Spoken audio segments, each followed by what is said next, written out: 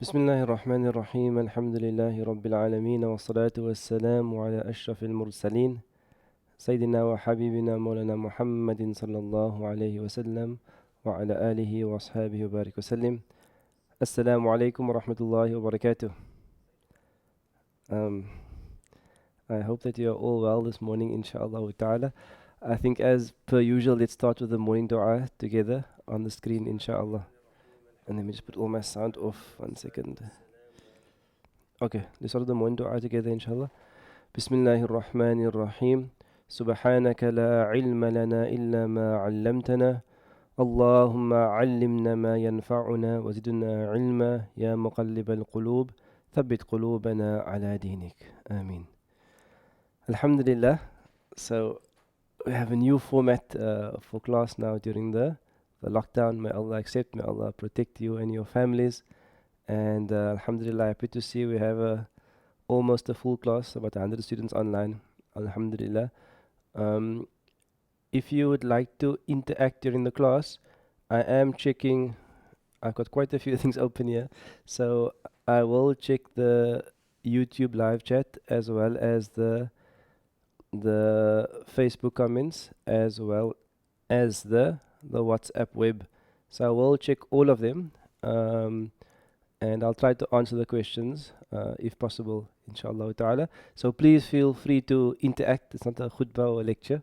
It's a class, and I hope you also have your workbooks, especially first years, that you have your workbooks with you and your pens and paper, and you're awake, inshallah. And hopefully had some breakfast as well, and ready to do some work, inshallah. For those non-Mizan students, you are welcome. We welcome you to the class. Maybe just to start, to orientate everybody. So I'm going to open a browser. I think you can see my browser, yes. So I'm going to open a browser. If you want to access the notes that we are busy with, so everything that will be on the screen and all the notes will be given to you. So you go to mizan.koza, and then you go to Student Center and lesson files, and everything will be there, inshallah. And you can see number 6 is Arabic online. Number 6 is Arabic online. So lesson files, Arabic online.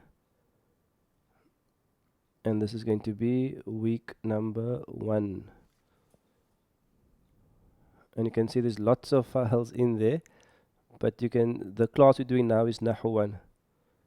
So there's just the presentation for now, and I will put up the workbook for you as well, just in case some of you don't have the workbook.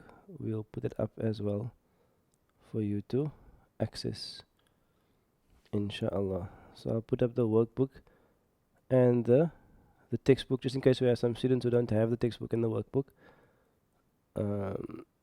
We'll put it online as well. I'll just put it in the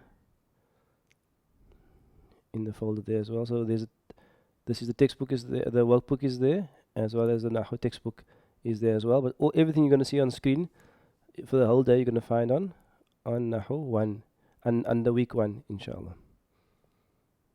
Okay, all good. Bismillah. Let me just get back to where I was. Okay, now this is second year work.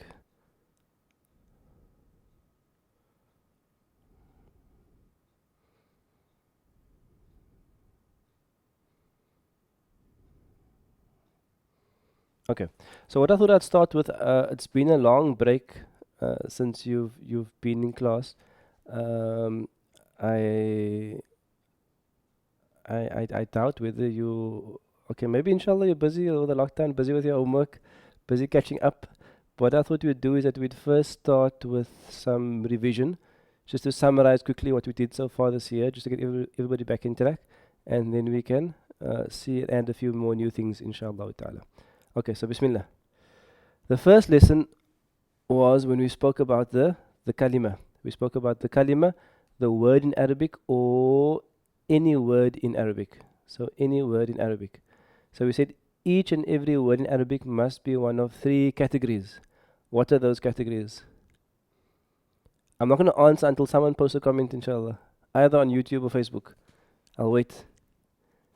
So what are those three categories?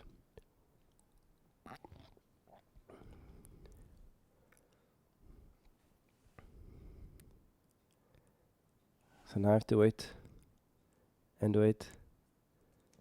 Every word in Arabic is divided into one of three categories. They are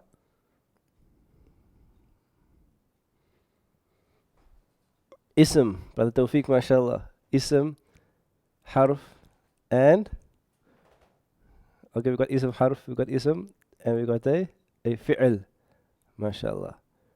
Okay, noun, verb, particle. Excellent. So every word in Arabic or all words in Arabic are either going to be an ism or a fi'l or a harf.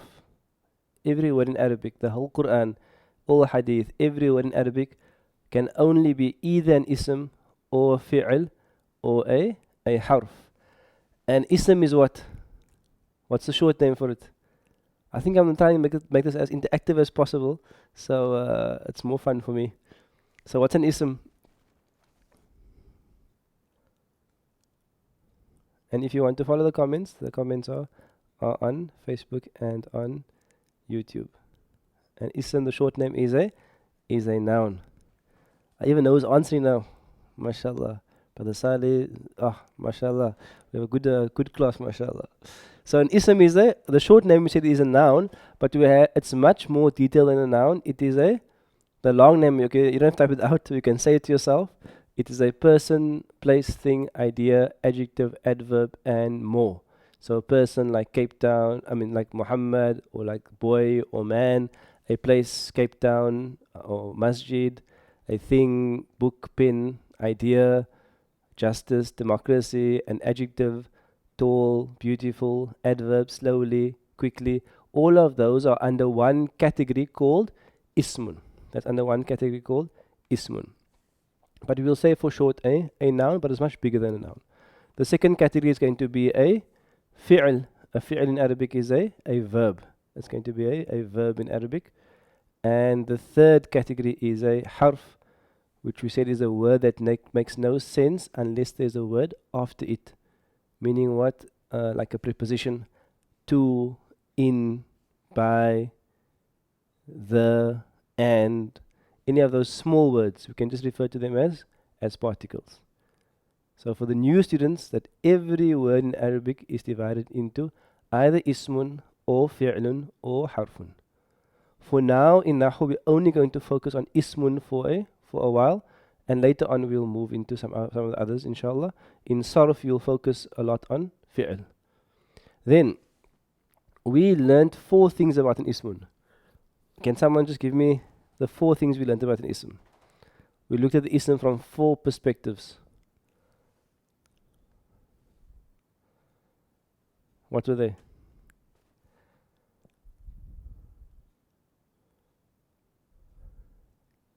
Okay, mashallah, jind. So what does the G stand for?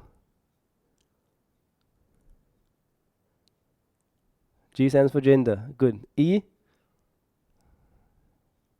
I like this actually because now you can actually interact much more than in class even. E stands for encasing, which is hal. N is for what?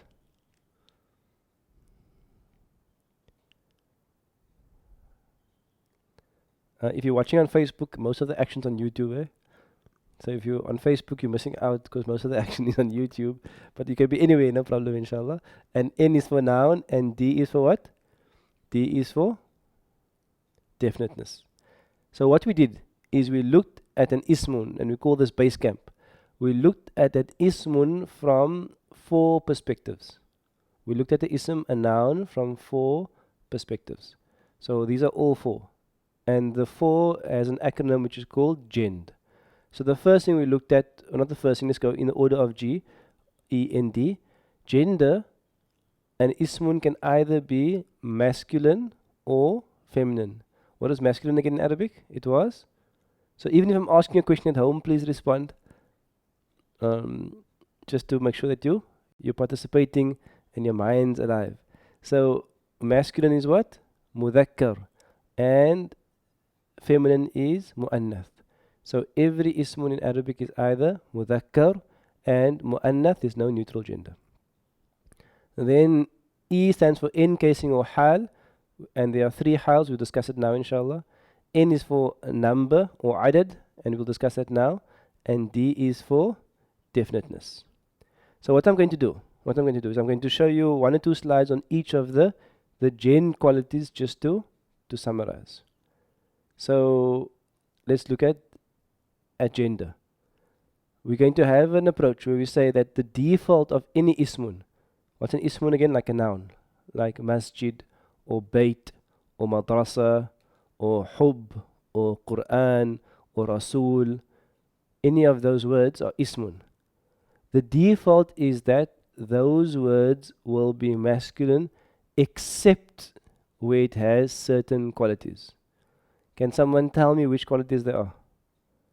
Which qualities will make the word feminine? So in other words, the default is masculine. What quality will make the word feminine? Bismillah.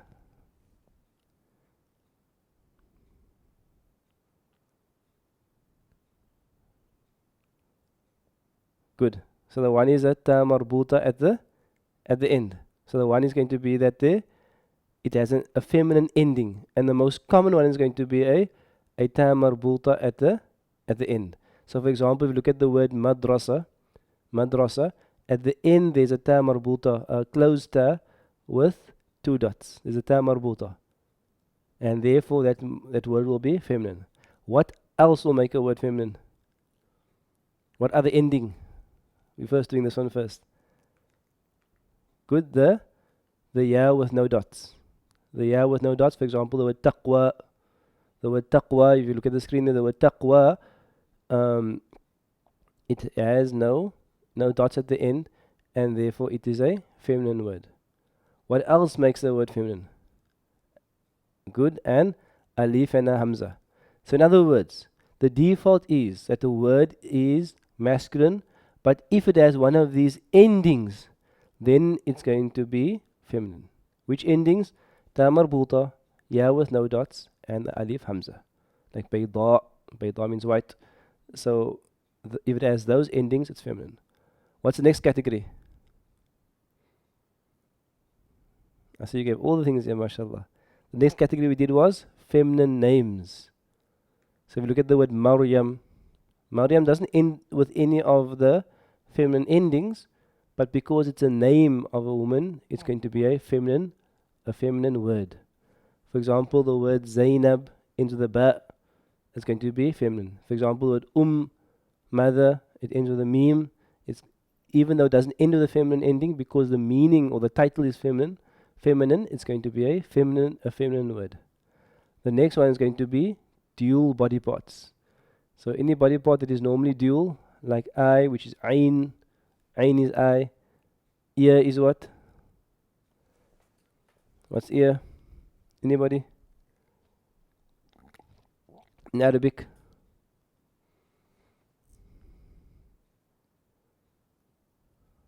Ear in Arabic is what? You're thinking? Udhunun. So an udhun here is an ear. You can think of the word adhan. Adhan. You hear the adhan. So udhun is going to be an ear. What's a hand in Arabic? MashaAllah. I see some people even they type in Arabic. MashaAllah. What's a hand in Arabic? A yadun. MashaAllah. So yadun, aynun, udhunun, and a foot. A foot is going to be a rijl. A rijl. You can think of the word rajul. Rajul means a man. I suppose if you have one horse and the man and his wife is there, and they can't both get on, and the man will walk on his rijl, on his foot, and his wife will be on the horse or something like that to remember it, inshallah. So rijl is a foot. So each of these words are also feminine. And the last category is going to be deemed feminine. There's a small set of words in Arabic, about 20 or so, words in Arabic that are just deemed feminine. Some examples are narun, which means fire, darun, which means house. What's interesting is baytun is actually a masculine word. So it's the word itself, not the meaning. Darun means house, ardun means earth, nafsun means soul or self, shamsun means sun, jahannam means hellfire. Any of those words in that last one, they are all deemed feminine. So hopefully this rings a bell. This rings a bell. Someone is asking for if someone can just post the YouTube link on the Facebook chat, min fadlikum.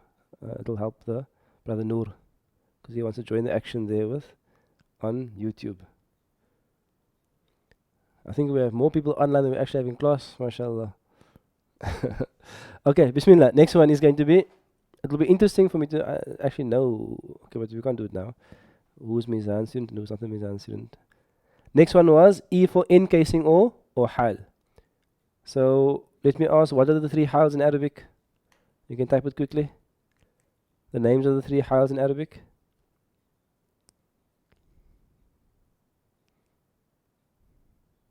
Oh, maaf. So Sister Noor.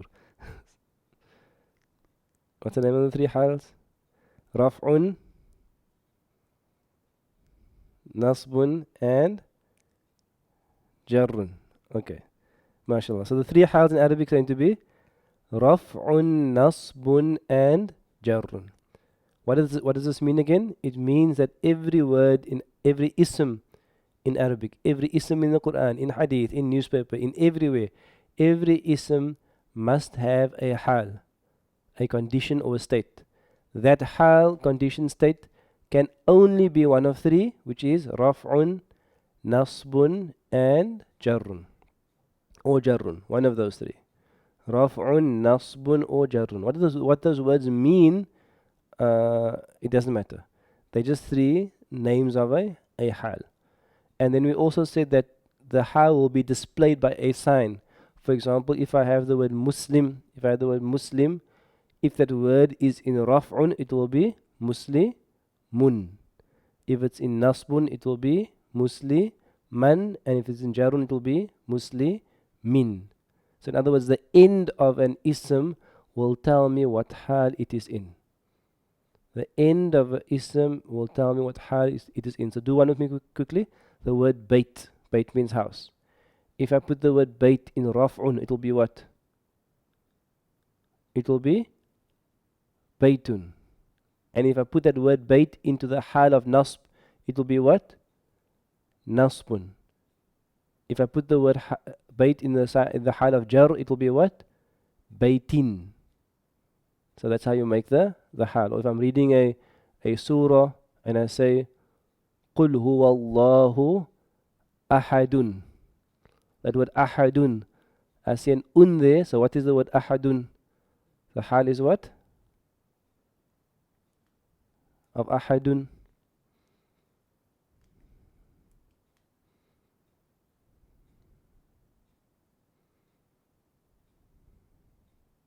The hal is raf'un. Good. The hal is raf'un. And nasbun ahadan and jarrun ahadin. Okay, we'll come to dual now. Let's leave dual for now. Okay, let's do one table, inshallah. Dual is different. Dual is ani aini. Ani aini is dual. So for example, Muslimani means two Muslims, Muslimaini means two Muslims. If Muslimani, if a dual is in Raf'un, it will end with ani. If a dual is in Raf'un, it will end with ani.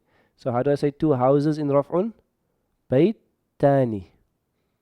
And if a dual is in Nasb or Jar, it will end with aini. Like for example, Muslimaini. If I use bait, it will become what? It will become baytaini. Baytaini. Okay. If it's your first time, we're just doing revision. So if you lost, you can join the course, inshallah. Also, for those of you who are new as well, all our previous, this is lesson number 10. So all our previous, or lesson number 9, I think 9, our previous 8 or 9 lessons are all online as well on the website under student files and Knowledge Hub and everywhere else. You'll find the lessons of the previous lessons. So we're just doing revision now. I'll leave that for now. Let's carry on.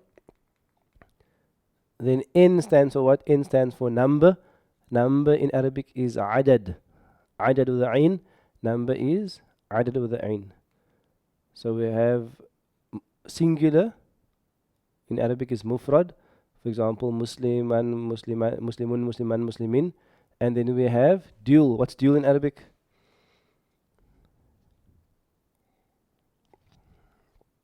What do you call dual in Arabic?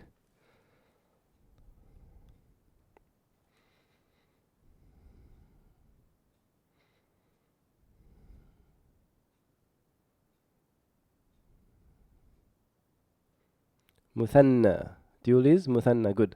So dual is muthanna. For any dual, I always add ani or aini. So dual is very easy to see. When ani and aini has been added to a word, it is dual. For example, muslimani and muslimaini. And then when I come to plurals, plural in Arabic is jam'un. How many types of plurals do I get in Arabic? Bismillah, how many types of plurals do I get?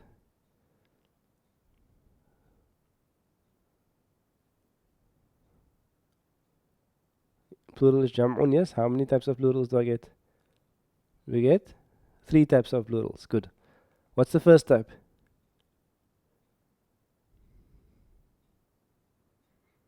What's the first type of plural?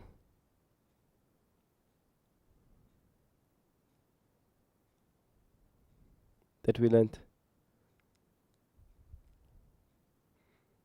The first type of plural is a jam'un mudhakkarun salimun, or a sound masculine plural. So the first plural that we learnt is jam'un mudhakkarun salimun, or it's a sound masculine plural.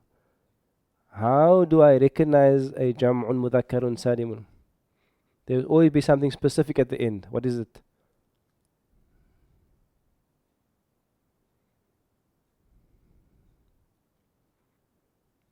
If you're not so fast with the Arabic keyboard, you can type in English, inshallah, no problem. It ends with what? Una, yes, or? Not only una or? Una or ina. Good. So, for example, muslimuna or muslimina, una, ina. If I see that has been added to the word, now I have a jam'un mudhakkarun salimun. And in that's different hals. Raf'un will be muslimuna, nasbun muslimina, jarun muslimina. What's the second type of plural?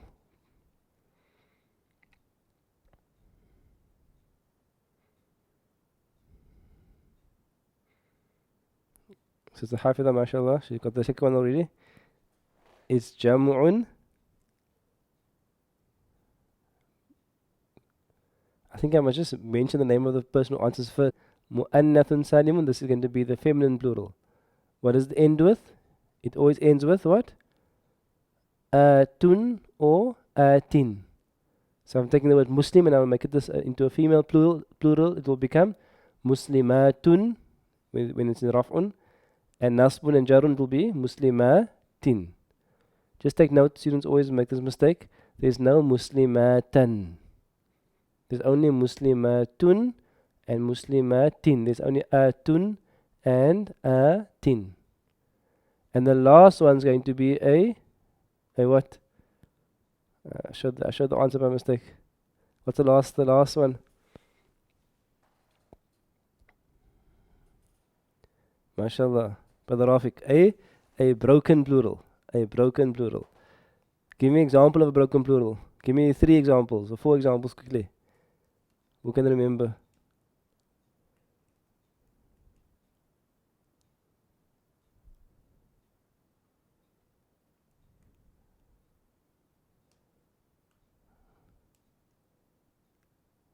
An example of a broken plural. I'll give you a clue. The plural of rajulun. The plural of rasulun. Brother Abbas, mashallah. Qalb, the plural is qulub. Qulub. Rijal. Masjid is actually a single. The plural for masjid is masajid.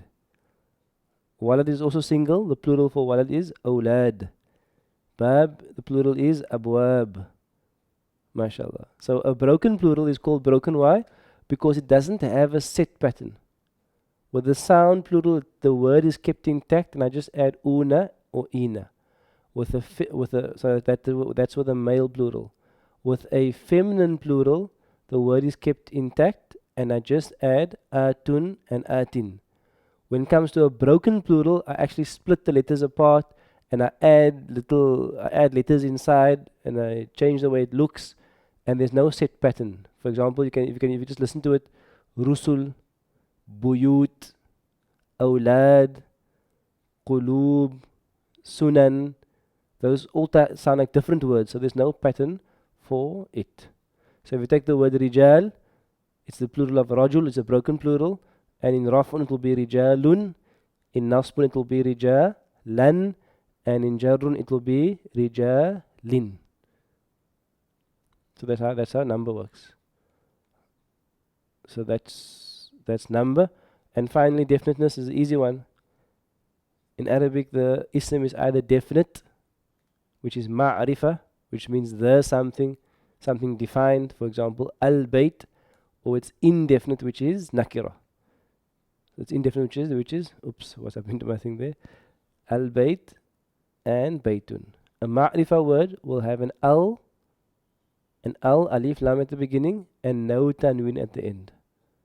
And then the nakira word will have no at the beginning and no tanwin. There is a special category of words that have no al and no tanwin, but we'll leave it for another time. For now, just remember this, that ma'rifa words have al and no tanween, and nakira indefinite words have no al and has a tanween. And just also to note that proper nouns, names of people or places, even if they have tanween like Muhammadun, those are considered to be ma'rifa, definite, because it's the name of a person. Okay, good. So let's just move over this. So that's basically a summary of Jend. That's a summary of Jend. If you could follow that, like in your mind, if you could follow G, gender, there's masculine, feminine, and I know what's happening there. And then you could follow encasing, there's a hal, raf, nasb, jar, and I more or less know how the endings work. Number, there's single, dual, plural, three plurals, I know more or less how the ending works. And definiteness, there's definite and indefinite. You're basically up to date. Okay, so that's basically your comfort zone. Even if you don't know it 100%, you must kind of be familiar with that. It mustn't sound completely alien to you. I wanted to touch on root letters. I know you did this in Sarf already, but I wanted to just do it also in Nahu as well, just to complete it. So, most Arabic words, that percentage is made up, could be 98 or 99 even, but let's say 99% or 95% of all Arabic words have 3 root letters. A small number have 4 as well, like إذا زلزلت الأرض. Zulzila comes from zalzala. Zala, that is 4 root letters. But most Arabic words have 3 root letters. And we're going to basically give the root letters a code. So the first root letter, we'll call it the fa letter. The second root letter, we'll call it the ain letter. And the third root letter, we'll call it the lam letter. Okay, so we're not going to say root letter number 1, root letter number 2, and root letter number 3. We'll say what's the fa letter, what's the ain letter, what's the lam letter. You with me? So let's go through some examples. The word, what's happening here? Okay, sorry, the alignment here is out of the slide, but it's fine. The word kutubun. Kutubun means books. So there's only 3 letters there, so the root letters are very easy. It's kaf, ta, and ba. And if I ask you, what is the fa letter, how will you answer? If I ask you what is the fa letter, how will you answer?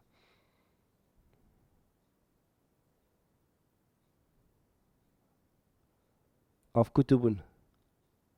Remember, fa means the first root letter. Good. Zaino's answered, mashallah. as kaf. So the first letter is going to be, the fa letter is going to be kaf. What's the ain letter? What's the ain letter? The ain letter is going to be, well, the Rafiq mashallah is going to be ta. The ain letter is going to be ta. And what's the lam letter? It's going to be ba. So it's the fa, ain and lam. That's a bit out of alignment, but you get the picture.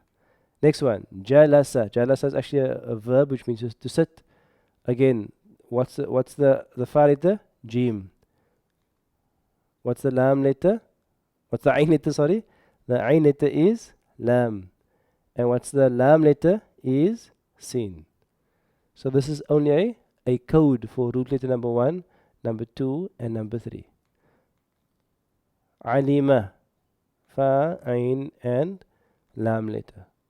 So that's easy because there's three letters there. What about a longer word? Like the word kitab. Can you see the word kitab has 4 letters? Or the word maktub has 5 letters? Or the word mukataba. Mukataba has 6 letters. So if I have more letters in a word, 3 are still only root letters. So even if I have 3 letters or 4 letters or 5 or 6 or 7 letters, 3 of them will be root letters. So in kitab, what do you think is root? Which of those, kaf, ta, alif, ba, kitab, which one do you think is the root letter? Are the root letters?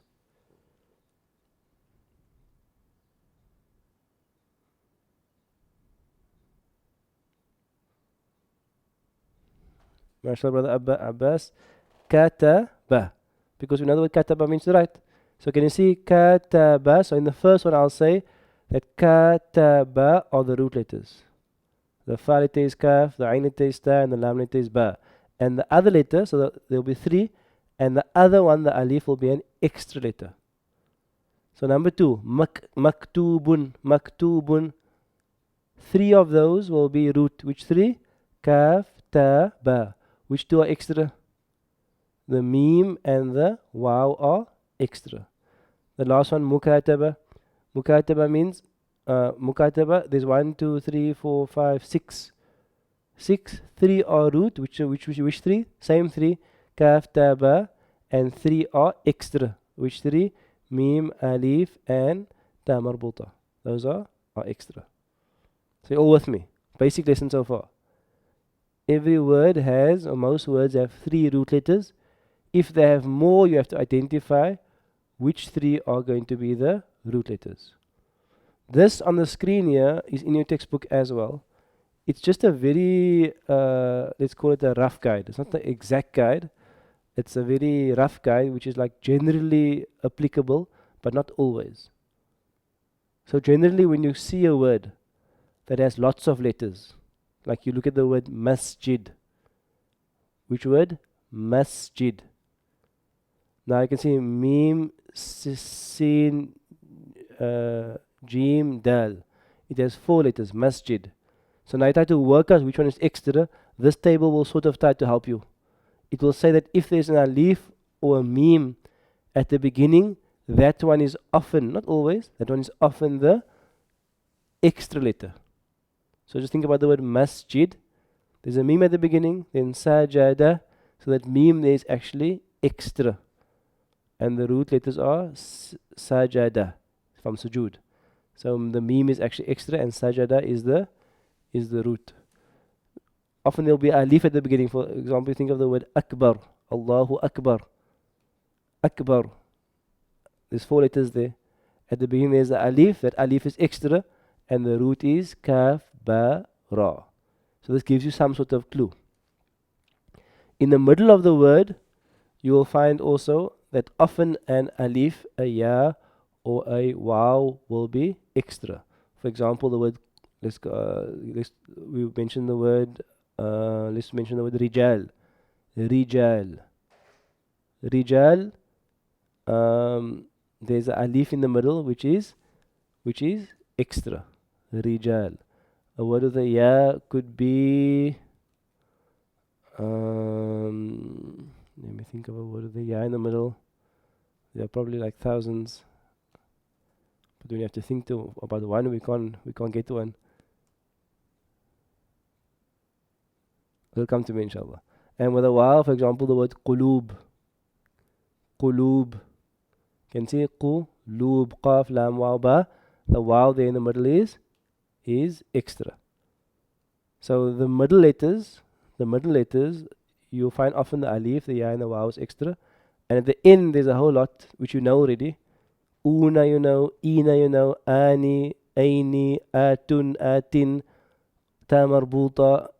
All those ones they are going to be extra. Okay. So that's just the guide to help you identify what is root and what is extra. Okay. That's in your textbook if you want to check it. Okay, homework check. MashaAllah. Did you have homework to do? Of course you had homework to do.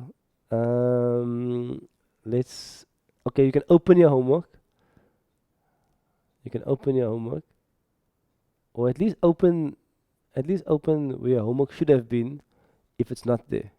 Okay, so either open your homework or open the place where your homework is going to be, inshallah. Okay, so I'm going to open just see what we have here. Again, all the files are on lesson files on the website. And you'll find it there, inshallah. So I'll open the textbook. Sorry, the screen bounces around when you're viewing. And your homework was, let's see what your homework was. The one piece of homework was 1.16. The one piece of homework was 1.16. Hey, I must actually watch my schedule. Yes, Sister Shireen, Facebook is behind YouTube. So, unfortunately, the Facebookers have a disadvantage. So 1.16, let me just see what is on Drive quickly.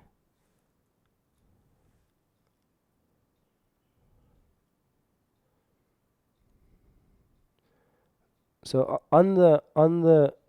so where are we looking again now? If you go to the website to show you.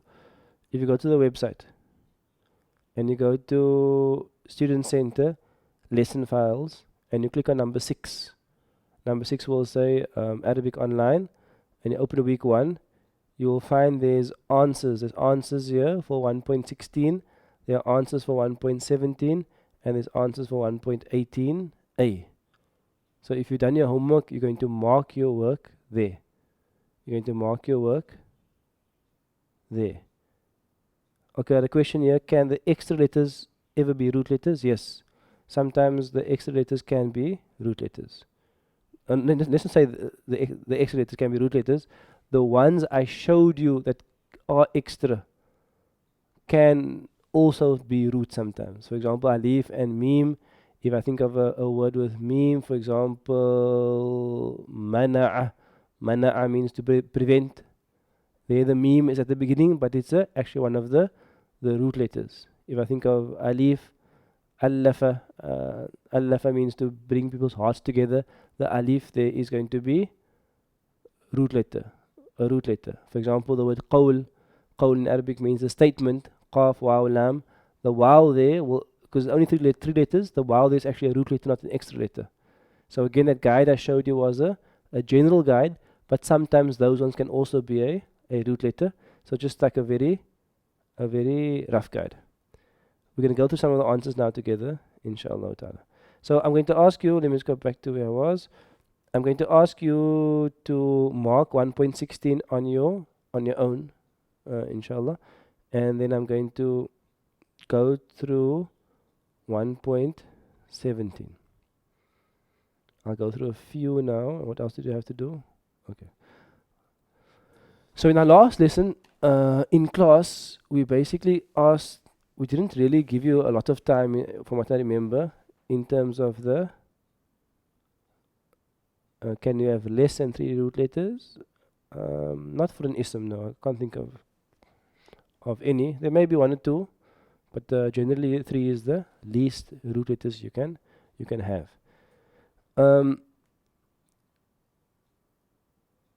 So in our last lesson, you had to look up the word to find the plural. So I'll do some examples with you now together. Hopefully you have a dictionary with you, or you have the app with you, Hansuya app. Or I'm going to show you the website now you can go to as well to look it up.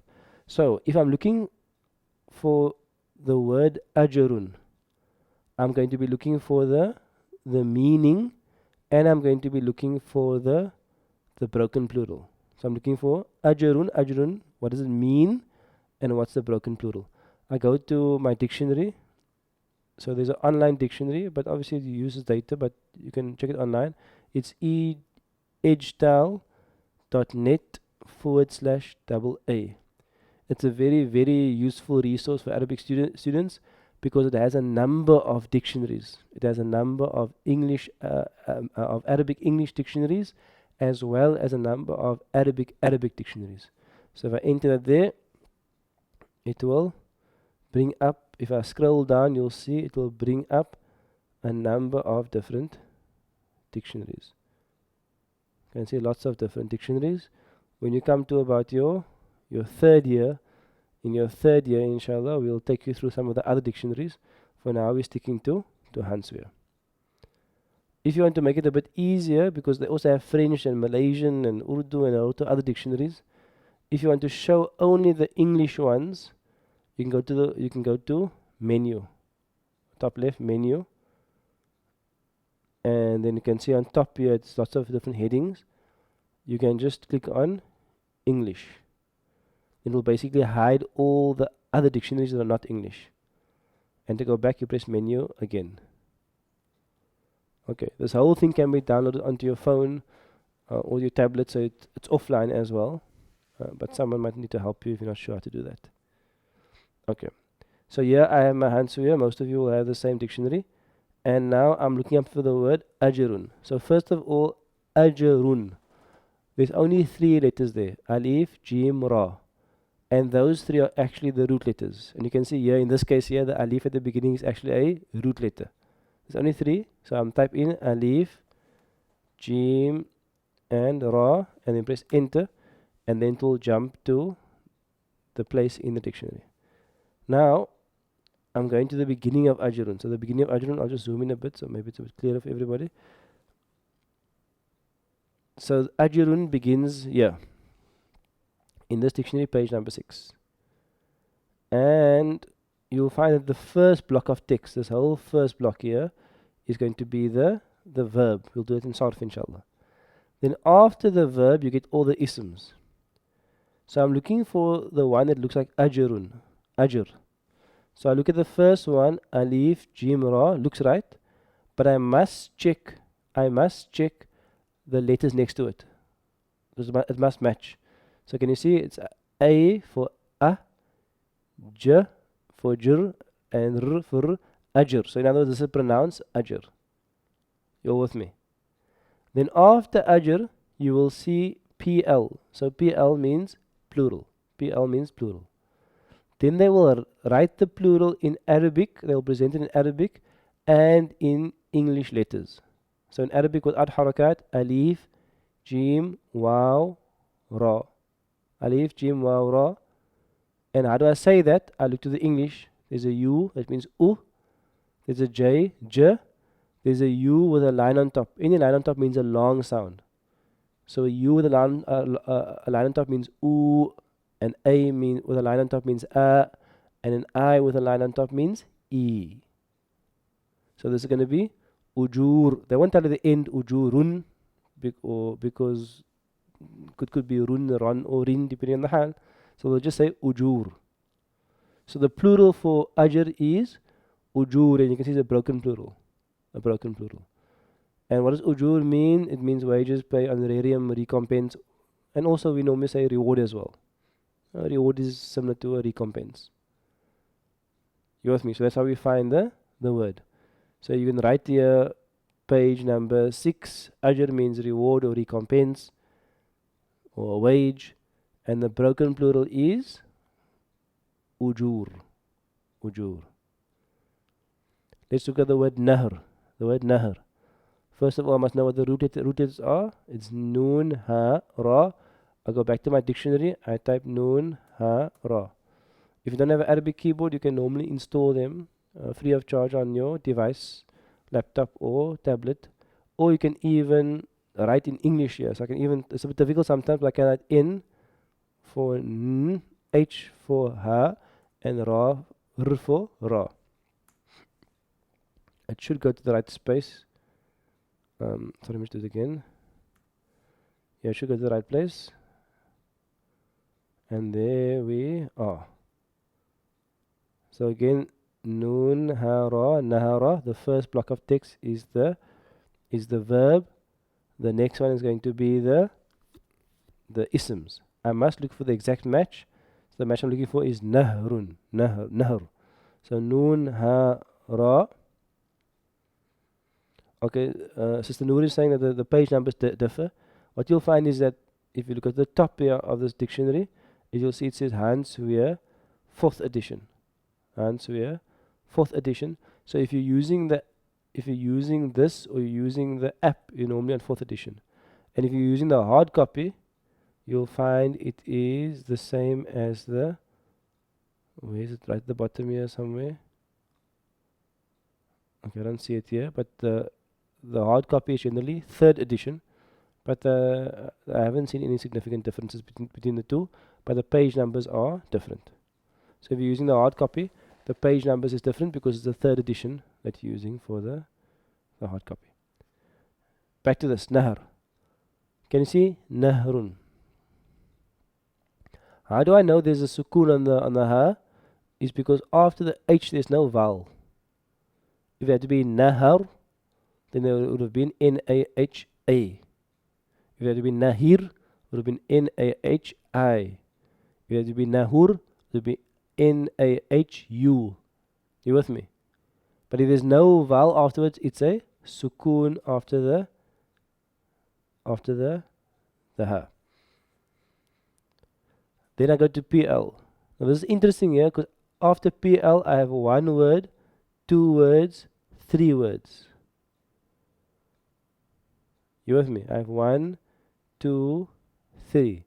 I have the first word anhur, the next one anhar, the next one nuhur.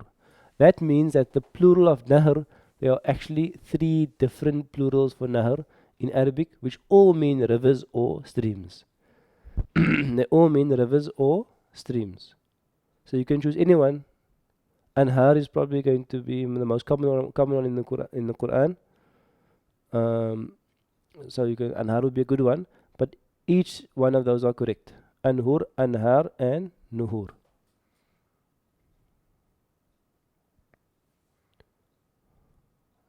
Okay, that's on page 1003 on the hard copy. So you put there Nahar, river, and the plural is either Anhur, Anhar, or Nuhur, or Nuhur. Are there any questions with regard to the specific questions on this exercise 1.17? Is there anything you struggled with?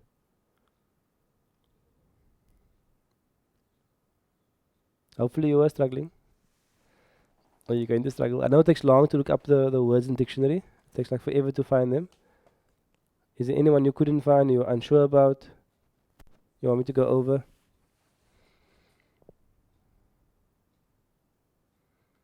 Or you all sorted? Let me just check what the answer sheet looks like.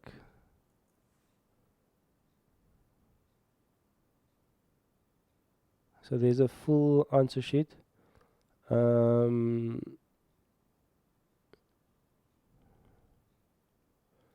page reference here looks to be aligned to the 4th edition, the app. So your hard copy numbers will be slightly different, but your answers should be the same.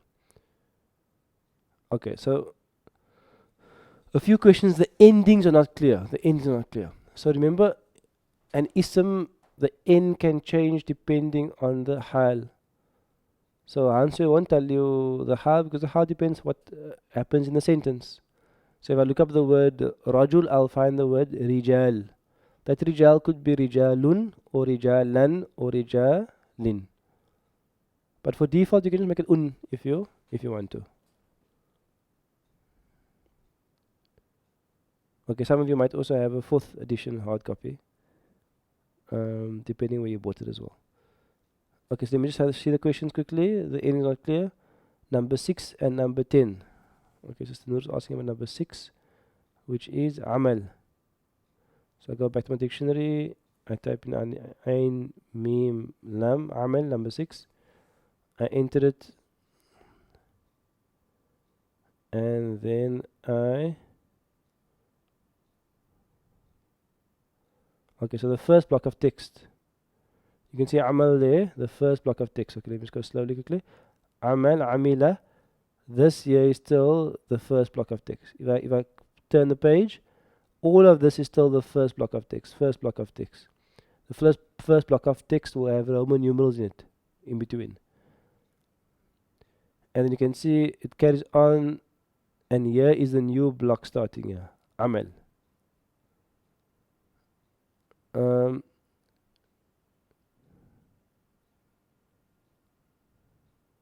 So amal, the plural here is quite far down. It's only here under PL, a'mal.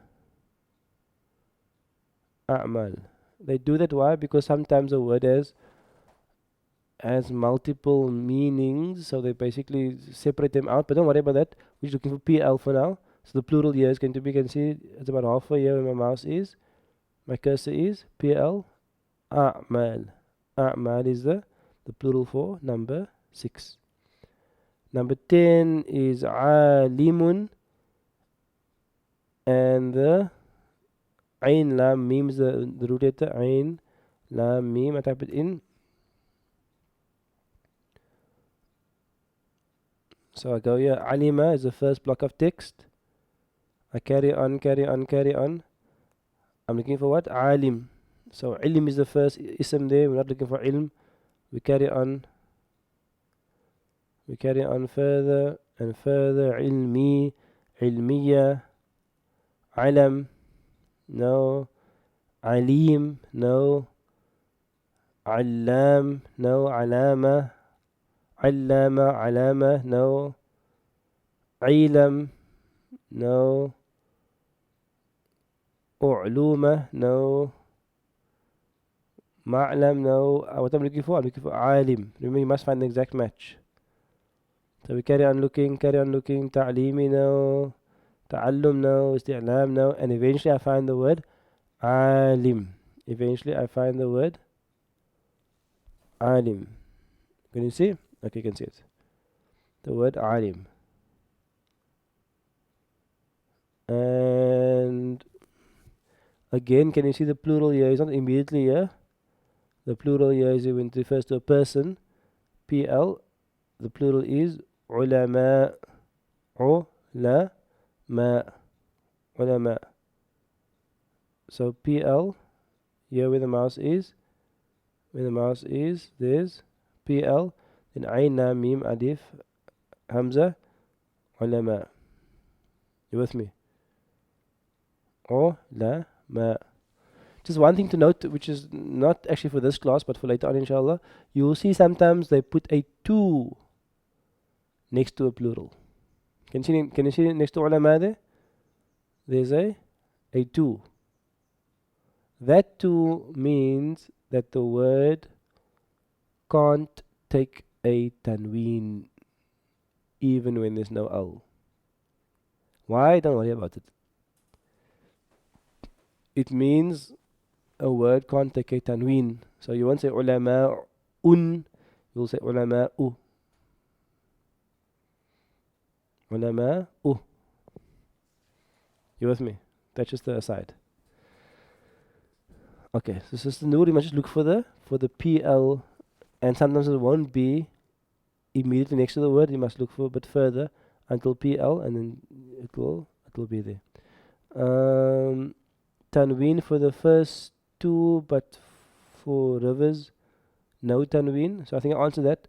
You basically add a tanween unless they put a 2 there. If there's a small 2 there, um, and then you don't put the tanween. Any other questions? What's also important is that these are all from, I think all these words are from the Quran. So the plurals, you have to just basically learn them. You have to just learn them because there's no pattern for broken plural. You can't say Muslimuna, Salihuna, Sabiruna, and so on. So you basically just have to learn them. Okay. That's 1.17. Any other questions on 1.17?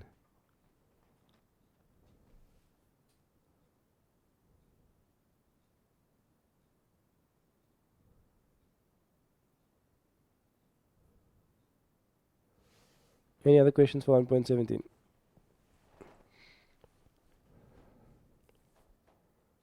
Number 14. Number 14 is Qarya. Qarya. So Qarya, the root letter is Qaf, Ra, Ya. So I go there, I go Qaf, Ra, Ya, and I press enter, which means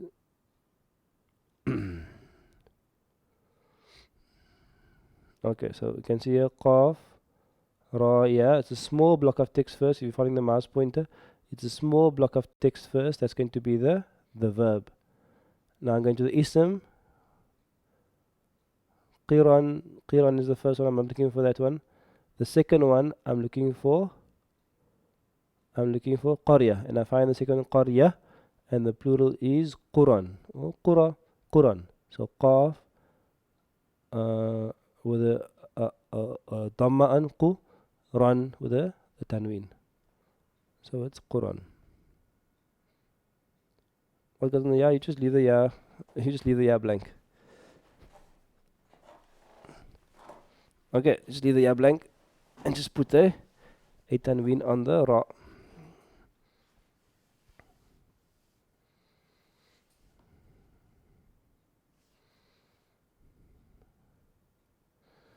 Can a word have both a sound plural and a broken plural from Sister Tawheeda? Yes. I can't think of one immediately now. Let me just look through the list. But some words have. Let me just check if they have this one here quickly.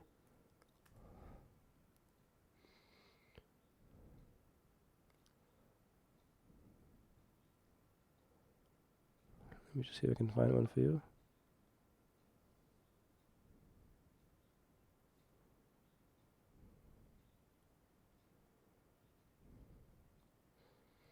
Like the word kafir, for example. The word kafir, let me see if kafir has it. The word kafir, which means a disbeliever. What's the plural? You can make a sound plural. Kafiruna, kafirina. And what's the other plural for kafir? Okay, here we go. It's on the screen here. So can we see? Let me just go in a bit more so I can just see it nice and clearly. Okay. So there's a nice complicated one. So we have the word kafir. We have the word kafir. And it's kafir means disbeliever. So PL, if there's a UN, and remember I said a U with a line on top is U, and N, Un. In other words, PLUN means a plural that ends with Un, which we know is what? A sound masculine plural. So, in Hansweer, when they say PL and they add Un, they mean it's a sound masculine plural. In other words, the plural of kafir is kafiruna or kafirina. You with me? When you see a UN, you know it's un, it's the sound plural. That's how you know it's sound plural. Then, next to the sound plural, comma, there's also a plural, kuffar, comma, kafara, comma, kifar. So in other words, the word kafir has 4 plurals. So you can say disbelievers in 4 ways. You can say kafiruna, kafirina, which is one way. which means disbelievers. Or you can say kuffar, which is broken, which means disbelievers, or kafara, or kifar. All of those are going to be plurals. All good?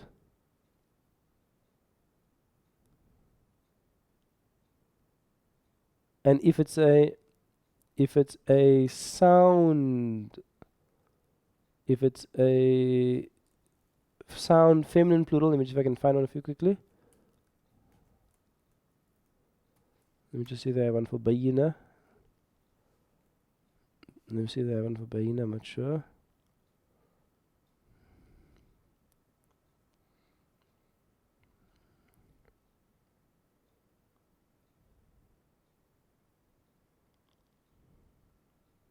Yeah, here we go.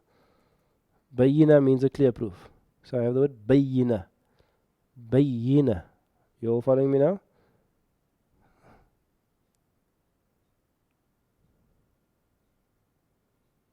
Bayina. Okay. So bayina, can you see PL? There's AT. AT, A with a line means at. At. So if you say AT at, it means it's a sound feminine plural. In other words, the plural is bayinat. Bayinatun or bayinatin, depending on the hal. So all following me, this is important. I know it's been long, are you awake? So there's three types of plurals: sound masculine, sound feminine, and broken. If it is a sound masculine plural, there will be a UN after PL. That's Hans telling you it's sound masculine. If it's a sound feminine, like bayina, it will be an AT, at. That's telling you it's a sound feminine plural. And if it's broken, they will write out the plural for you. All good. They'll write out the plural for you. Okay, I have some more questions here.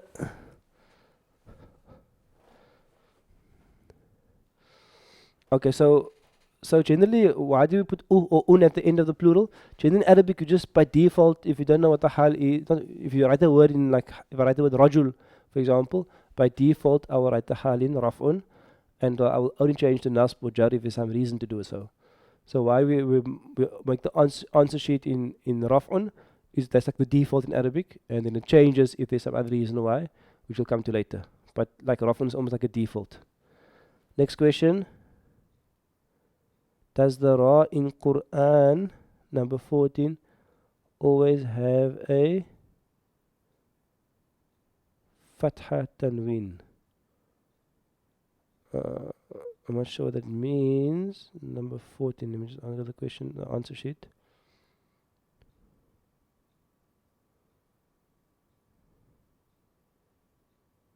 Yeah, so here you can actually add a tanween here, Quran. But you normally just say Qura. Qura. So you can add it should actually be a tanween on the ra. Quran. The ra in Quran. Oh, Qura. Yeah. So number 40, for number 47, Quran is Qura, which means villages. Okay. I just need to plug in my laptop. I didn't actually plug it in quickly. I think this period was from 9 till 10. I'm just keep to my times, inshallah. So what I'll do now is that I will give you a 1-minute break. You can just stretch your legs, grab a glass of water, a 1-minute break, and then we are going to start sarf, inshallah. Okay, let's make it 1 minute. Let's make it 2 minutes. 2 minutes sounds more reasonable than 1 minute. So we'll start sarf after that, inshallah. So let me just find this for you. Okay, let me actually just finish Nahu quickly. Homework for Nahu. Homework. You have homework in lockdown also, eh? So don't... your homework number 1 is to mark your work. Your homework is to mark your work.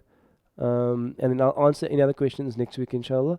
But your homework is to mark 1.16, you have the answer sheet. 1.17, you have the answer sheet. And 1.18, you have the answer sheet. Your homework is to mark your work, and then I'll do some of the of the questions. If you want to know how to write in Arabic, you'll have to just Google it, inshallah. It's different on different devices, Apple or Mac or Android or whatever the case is. But it's not so difficult if you practice a bit. Your homework is to mark your homework, and then also I'm going to ask you for homework to do number 2.1 only. And 2.1 is a completely English exercise. But now with the, can you see now we're on section 2. So 1.18 now we're going to 2 because 1.18 is the end of Gend. So we are now finished with, we have completed Gend now, and that section is finished. Now that's actually the really exciting part. So don't drop out now. The really exciting part now is that our next section we're going to do is Arabic sentences. Our next section is Arabic sentences, which will start this Sunday coming, inshallah. So to prepare yourself for that lesson, you need to do worksheet 2.1. And also, please try to make sure that you've done the other 18 exercises that you've missed, if you have missed any. You have some free time, maybe in lockdown now, to do some work. The other 18 exercises should be complete in your workbook, inshallah. And worksheet 2.1 is for homework. Okay, I'm gonna give everybody just a. We're running a bit behind schedule, but it's okay. We'll have maybe a short solve session, and we'll do more solve next week, inshallah. But I'm going to give you a short break and 2 minutes, and then I'll be back, inshallah. Grab a glass of water, have a leg stretch, and we will do some solve, inshallah.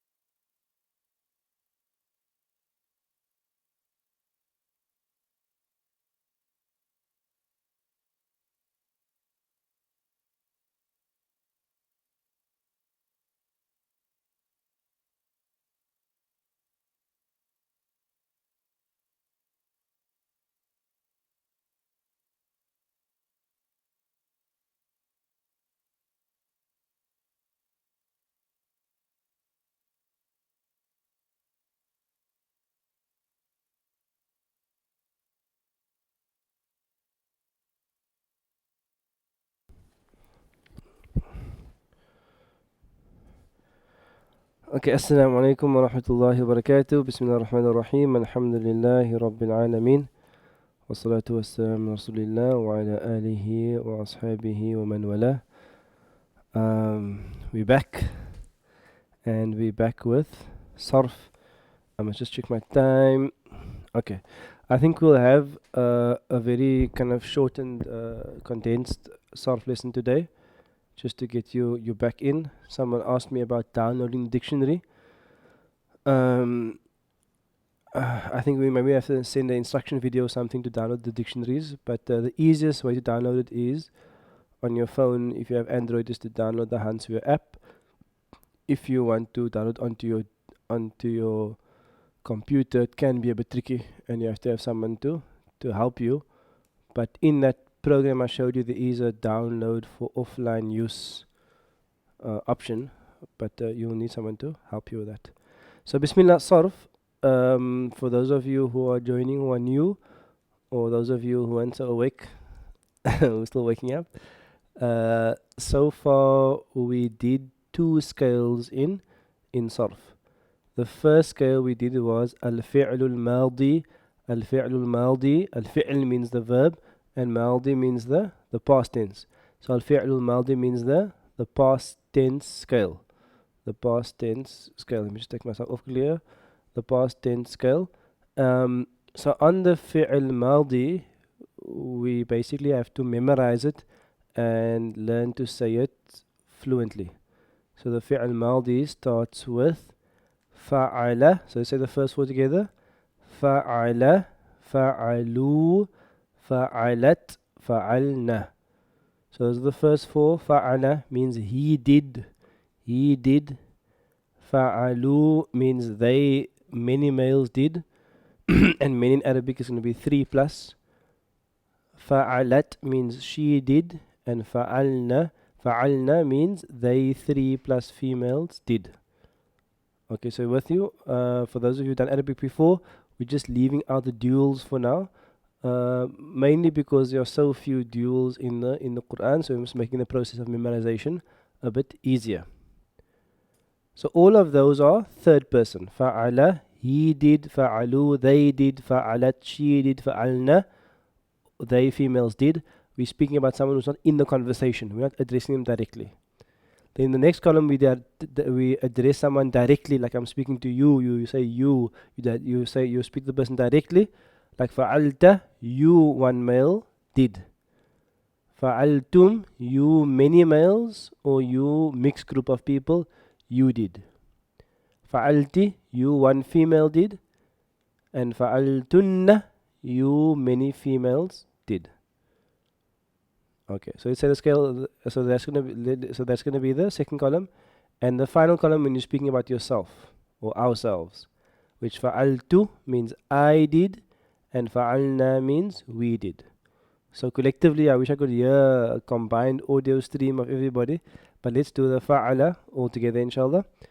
Fa'ala, fa'alu, fa'alat, fa'alna, fa'alta, fa'altum, fa'alti, fa'altunna, fa'altu, fa'alna. Let's do again.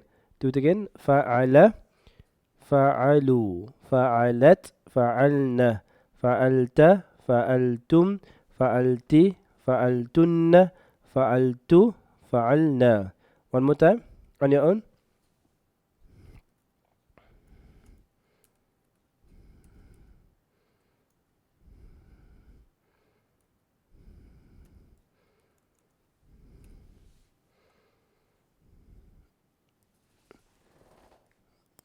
Okay. So I'll do one time together, inshallah.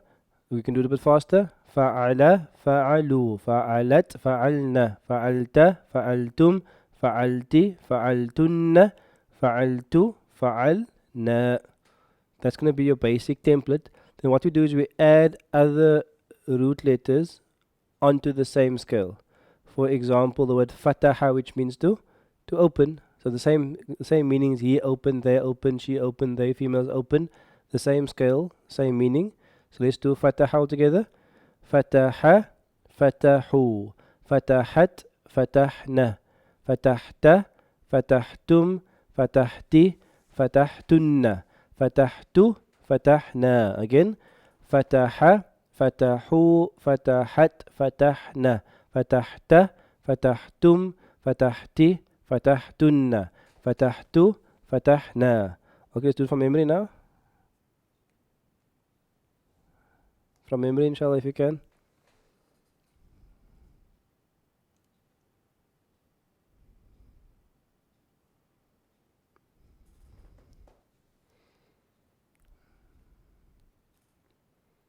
Okay, one time together, inshallah. فتح فتحوا فتحت فتحنا فتحت فتحتم فتحت فتحتن فتحت فتحنا. So basically for this, I suggest that you need to practice this to such an extent that you don't have to think about it. It must also be, it must be autopilot in your brain. It must be like a reflex. You can just say fa'ala, fa'alu, fa'alat, and so on. Fataha, fataha, fataha, fatahu, fatahat, fatahna, without thinking about it. Inshallah. Next one. Let's go with daraba. Altogether daraba. Daraba, darabu. Darabat, darabna. Darabta, darabtum, darabti, darabtunna, darabtu, darabna. Again. Daraba, ضربوا ضربت ضربنا ضربت ضربتم ضربتي ضربتن ضربت ضربنا. One more time all together. ضرب ضربوا ضربت ضربنا ضربت ضربتم ضربتي ضربتن ضربت ضربنا. Next one we're going to do نصر all together. نصر نصروا نصرت نصرنا نصرت نصرتم نصرتي نصرتن نصرت نصرنا. Again. نصر نصروا نصرت نصرنا نصرت نصرتم نصرتي نصرتن نصرت نصرنا. One more time. نصر نصروا نصرت نصرنا نصرت نصرتم نصرتي نصرتن نصرت نصرنا. Okay. Next one.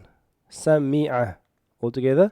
سمع سمعوا سمعت سمعنا سمعت سمعتم سمعتي سمعتن سمعت سمعنا. Again.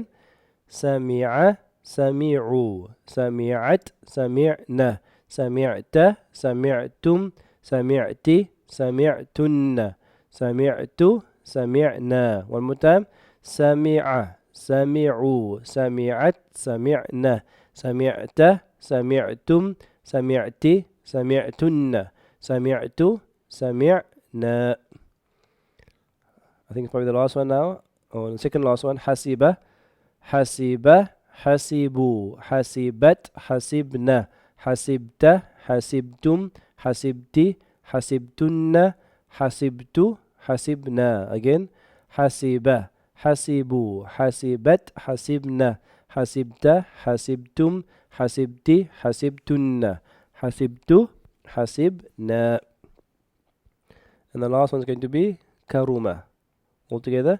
كرم كرموا كرمت كرمنا كرمت كرمتم كرمتي كرمتن كرمت كرمنا. Again. كرم كرموا كرمت كرمنا كرمت كرمتم كرمتي كرمتن كرمت كرمنا. Okay. So those are going to be all the past tense verbs. Your job is basically to memorize them and to practice them, because this becomes a foundation for later verb development. So your homework really is just to make sure that you know these well, and you're able to say these well, and you're able to say them fluently from memory. Then the next one we did was the fi'lul mudari'. Fi'lul mudari is going to be the present tense verb. Al fi'lul mudari is going to be the present tense verb. So on the fi'lul mudari, the first one we did was the yaf'alu scale. Yaf'alu scale. So I'll go through the translation. The first verb is yaf'alu, which means He is doing. And the second verb is yaf'aluna, which means that they three plus males or they mixed group, they are doing. Then taf'alu means she is doing, if you're referring to a female, and yaf'alna. So it's tricky because it goes back to ya, not ta, ya. Yaf'alna means they, many females are doing. That's all the third person one. Then we have taf'alu again, which means you, one male, are doing. So the question is, if you see taf'alu in a sentence, how do you know whether it's she or whether it's you, one male? It will depend on context. The context will make it clear. The context of the sentence will make it clear. Taf'alu, you, one male, are doing. Taf'aluna, you, many males, are doing. Taf'alina, you, one female, are doing. And taf'alna, you, many females, are doing. Finally, I have af'alu and naf'alu. Af'alu and naf'alu. Af'alu, af'alu, I am doing. Naf'alu, we are doing. If you look at all the present tense verbs, they either start with an alif, a noon, like af'alu or naf'alu, or a ya or a ta. Can you see that? The first column is yas and tas. The second column is only tas, starting with, and then the last column is alif and noon. So one of the quick ways of seeing that it's a verb. It starts with a ya and ta most of the time, and sometimes an alif and a noon. Okay, so let's say the whole scale together twice, inshallah. Bismillah, yaf'alu, yaf'alu, yaf'aluna, taf'alu, yaf'alna, taf'alu, taf'aluna, taf'alina, taf'alna, af'alu, naf'alu. Again, يفعل يفعلون تفعل يفعلن تفعل تفعلون تفعلين تفعلن أفعل نفعل. Then we take that same template that we have here and we apply it to another verb, other verbs like يسمع. يسمع means is listening. يسمع means listening or to hear. So يسمع means he is hearing. يسمعون, they are hearing. تسمع, she is hearing. يسمعن, they, many females, are hearing. Let's do يسمع. يسمع يسمعون. تسمع يسمعن. تسمع تسمعون. تسمعين تسمعن. أسمع نسمع. Again, if you find it difficult with practice, it becomes easier. يسمع يسمع يسمعون. تسمع يسمعن. تسمع تسمعون. تسمعين تسمعن. أسمع نسمع. Next one, فتح يفتح. يفتح means to open, is to يفتح together. يفتح يفتحون. تفتح يفتحن. تفتح تفتحين. Sorry, my mistake. Let's go from the beginning again. يفتح يفتح يفتحون. تفتح يفتحن. تفتح تفتحون. تفتحين تفتحن. أفتح نفتح. Again. يفتح يفتحون. تفتح يفتحن. تفتح تفتحون. تفتحين تفتحن. أفتح نفتح. Give you a quick quiz. What does تفتحون mean? What does تفتحون mean? You can type in the comments quickly. What does تفتحون mean?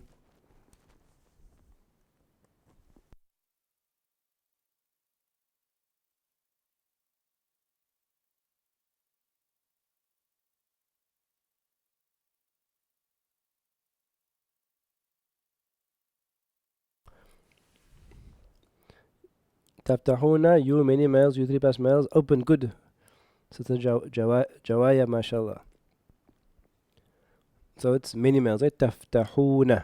تفتحون, you many males, 3 plus males are opening. What's the meaning of يفتحن? يفتحن.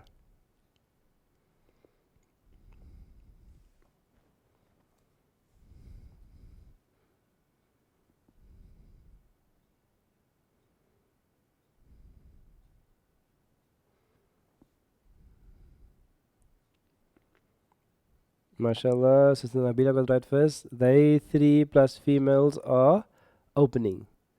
They three plus females, many females are opening. Okay, good. Next one. يضرب بسم الله. يضرب يضربون تضرب يضربن تضرب تضربون تضربين تضربن أضرب نضرب again. يضرب يضربون تضرب يضربن تضرب تضربون تضربين تضربن أضرب نضرب. What's the meaning of أضرب?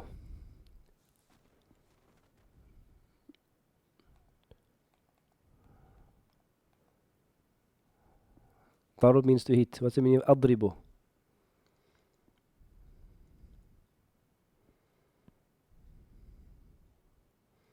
Good. أضرب, Brother Junaid, I am hitting. What's the meaning of يضربون? يضربون.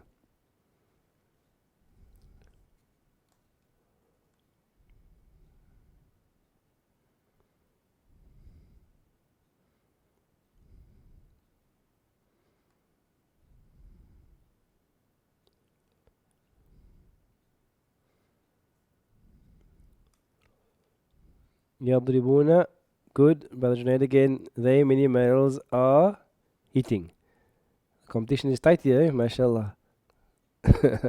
They, many males, are eating. If you're on Facebook, it's much slower than YouTube. So it's much better to watch on YouTube because you're behind the action. Next one. ينصر means to help. Bismillah. ينصر ينصر ينصرون تنصر ينصرن تنصر تنصرون تنصرين تنصرن أنصر ننصر. Again. ينصر ينصرون تنصر ينصرن تنصر تنصرون تنصرين تنصرن أنصر ننصر. Next one. يحسب بسم الله. يحسب يحسبون تحسب يحسبن تحسب تحسبون تحسبين تحسبن أحسب نحسب. Again. يحسب يحسب يحسبون تحسب يحسبن تحسب تحسبون تحسبين تحسبن أحسب نحسب. حسب means to think. So what's the meaning of نحسب? Of نحسب.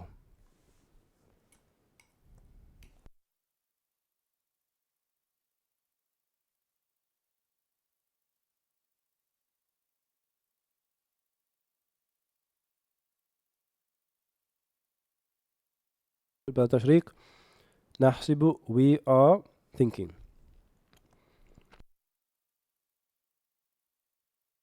What's the meaning of تحسب? Two meanings.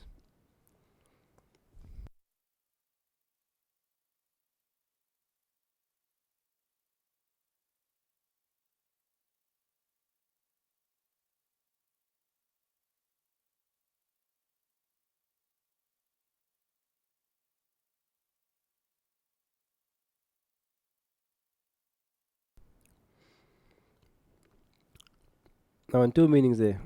Okay, I think Sister Nabila got it first, eh? You, one male, is thinking, and she is thinking. So the first تحسب is she is thinking, and the next تحسب is you, one male, are thinking. Okay, last one. يكرم altogether. يكرم يكرمون تكرم يكرمن تكرم تكرمون تكرمين تكرمن أكرم نكرم. Again. يكرم يكرمون تكرم يكرمن تكرم تكرمون تكرمين تكرمن أكرم نكرم. Okay. I think that's the end of the Mudari scales. Your first piece of homework is that you must ensure that you know these fluently, inshallah. You must ensure that you know these fluently, inshallah. And then what we'll do is that next week we will start a new scale next week, inshallah. And then I think Maulana Zakaria also gave you some homework to do the last time. So let me just see what's on the folder quickly.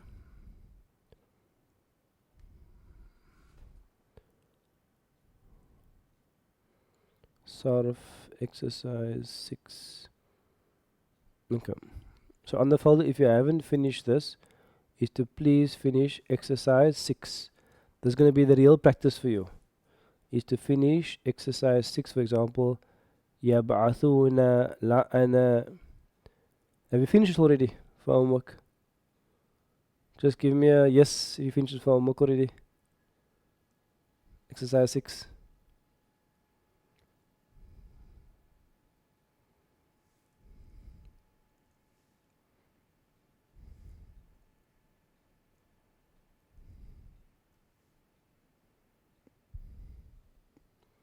Okay, but Tawfiq finishes his homework, mashallah.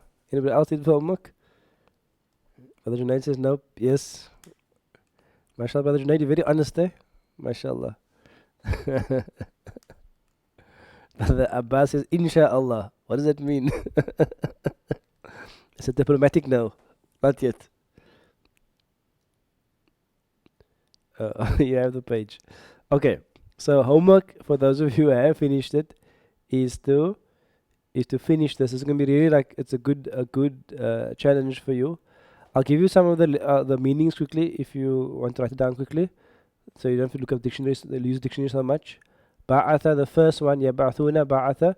The meaning of, not the answer, but the meaning of the word is to send.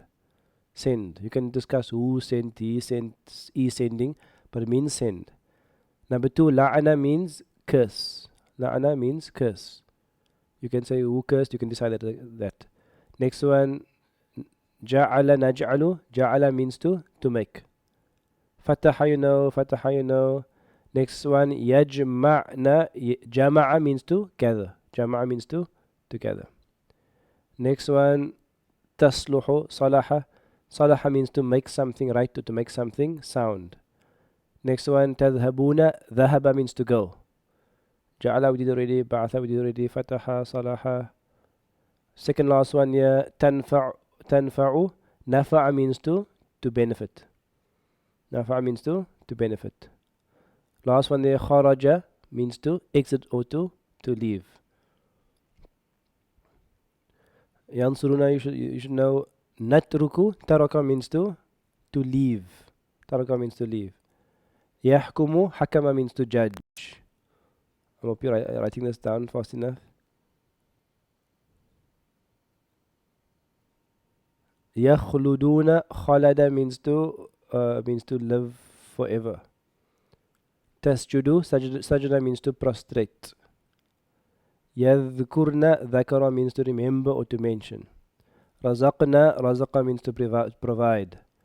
Tadkhulina, dakhala means to enter. Yakhrujuna, kharaja means to exit. Ablagha, balagha means to reach. Nansur you should know. Takhluquna you should know. Tarzuqna, yahshuru means to gather. Okay, the rest you should know. Okay, so if you just want to avoid using the dictionary, you can just use those meanings and you can do the homework, insha'Allah ta'ala. Okay, so that is going to be your homework for Sarf, is just to finish exercise 6 and to make sure that you're able to say the most important scales in Sarf are those scales we did now. Which scales? Fa'ala and yaf'alu. And to be able to say all the other ones smoothly from memory, insha'Allah ta'ala.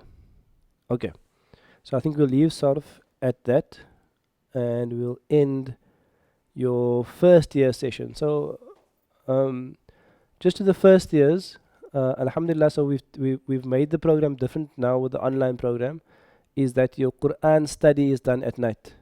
So you with me? So your Quran study, we're not doing necessarily the surahs you have in your workbook from Juz Amma.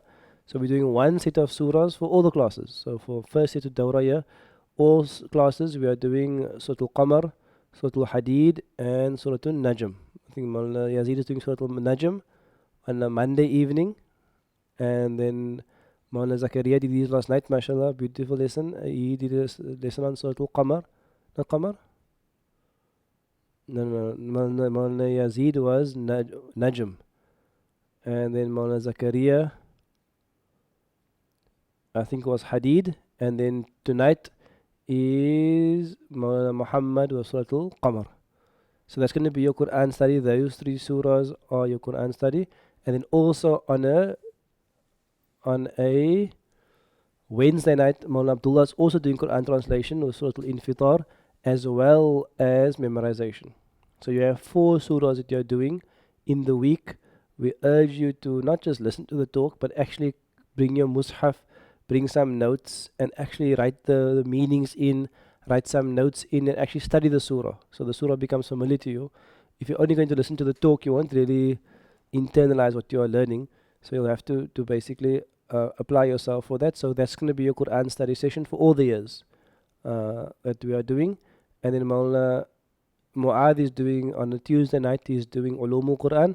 That's mostly for that's actually for all the years, but the third years and Dawra years have been doing it every week.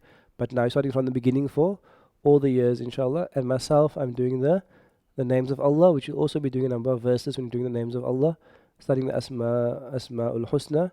And then Friday evenings is Seerah, which is actually a replay of an old series by Sheikh Ismailant. But the reason we chose Seerah is that to understand the Quran, you really need to understand the Seerah context as well. So if you're a Mizan student or not a Mizan student, if you're a student of Deen, there is a class for you every night at 8:30, inshallah. And then Sunday we'll just do the technical Nahu, Sarf and so on. We'll do the technical work. So that's going to be your program until Allah opens for us to gather again once again in the masjid on a Sunday. But this will be your program going forward. So do apply yourself and use the time well, inshallah ta'ala. We end this first year session. There's still more coming for the other years. The first years are welcome to stay if you want to see what's coming up, but it may be a bit much in terms of time to follow all of it. But let's just end this session with a short nasiha, inshallah. So, Bismillah ar-Rahman ar-Rahim. Alhamdulillahi Rabbil Alameen. Wa salatu wa salamu ala Rasulillah wa ala alihi wa ashabihi wa man wala. Our previous lessons, we spoke about ourselves actually. And we spoke about understanding who we truly are. I think one of the big issues in society is that if you don't know who you are, you don't know how to live actually. You don't know how to live actually. And then in the first lesson we spoke about the qalb and what the heart is. That each of us have 2 hearts. Each of us has 2 hearts. We have a physical beating heart that is beating blood throughout our body, but we also have a much more important heart, which is a spiritual heart. So all of us have 2 hearts. We have a physical heart and we have a spiritual heart. And this you should teach your children from young already. So I'm teaching us Ghazali to teach your children about the spiritual heart. In fact, yesterday my 5-year-old daughter came to ask and asking, Mommy, where's my spiritual heart? Is it here or here or here? Because they must be aware that they have a spiritual heart from 3, 4, 5 years old already. That's important. And the spiritual heart is basically, if it is pure and good, your entire being will be pure and good. And if it is corrupted and polluted, your entire being becomes in that same manner. When you say your being, we mean emotionally, we mean spiritually, we mean psychologically, completely becomes changed according to your spiritual heart. Then we spoke about your ruh as well. So your heart is like your amir, your captain, the leader of your life. Your heart is the thing that's going to lead you in the next life. Then we spoke about your ruh. And your ruh is this absolutely beautiful gift from Allah Ta'ala that doesn't come from this world. From Nabi Adam, it was breathed into him by Allah in a manner he knows best. And for us, our ruh is brought to us after we are fashioned. So after we have taken a physical life in the womb of our mothers, then only afterwards the ruh is brought to us. So the ruh is actually brought as a nur in our lives from a dimension that is otherworldly, which is beyond this material existence, and all of us have this ruh, and this ruh makes us actually insan, makes us some people who, who are people of honor and dignity, because this ruh has been given to us. And then there's two things left, which is the nafs and the aql. And in the last lesson we spoke about the nafs. And the nafs is that part of you that we spoke about, that the word nafs itself has opposite meanings. So if you go to Hansway, look in the dictionary, you'll find a word nafusa, which means to be precious, to be valuable, and you'll find a word nafisa, which means to be stingy, not wanting to share. So those are two different meanings altogether, because the nafs can have different natures. The nafs itself can have a different nature, and the nafs, when you think about the nafs and you think about what your nafs wants, it generally wants to satisfy itself. The nafs wants to satisfy itself. It wants to feed itself. And that's a very necessary thing, because it's necessary for humans to eat, for them to have survival of the self. It's necessary for humans to want to procreate, so that they can have survival of the species. So those are very necessary feelings. It's necessary to want to have a comfortable home place to stay. It's necessary to want to have some sort of ownership and goods and wealth so you can live. These are all necessary things. But what happens is when the nafs is in balance, and then it's beautiful. Because then the person eats as Allah wants him to eat. He eats something halal, he eats something good, he eats of the right amount. That's what they eat, with the right niyyah. That's the person whose nafs is in balance. And when the person fulfills a desire, they do it in a way which pleases Allah, in a manner which Allah has prescribed. When they earn their wealth, they do it in a manner which Allah loves. They do it in a manner which is good. So the nafs is something which needs to be, in a sense, fulfilled, but in a way which pleases Allah, and in a way which is done under the guidance of Allah. This is what the nafs needs. So, what happens when the nafs goes out of balance is that the nafs starts wanting more and more and more beyond even its needs. And that those needs are shared with animals. Animals accumulate, animals eat, animals procreate, animals like authority. Those elements are shared with animals. So they're not higher, they're just things to survive. They're not higher ideals or higher virtues. But when the nafs dominates, then the lower virtues and the lower qualities of the nafs overtakes what is supposed to be higher. It overtakes what is supposed to be virtuous. It overtakes what is supposed to be honorable. And we find that we live in a world where that is actually celebrated, where the feeding and the elevation of the nafs is actually elevated.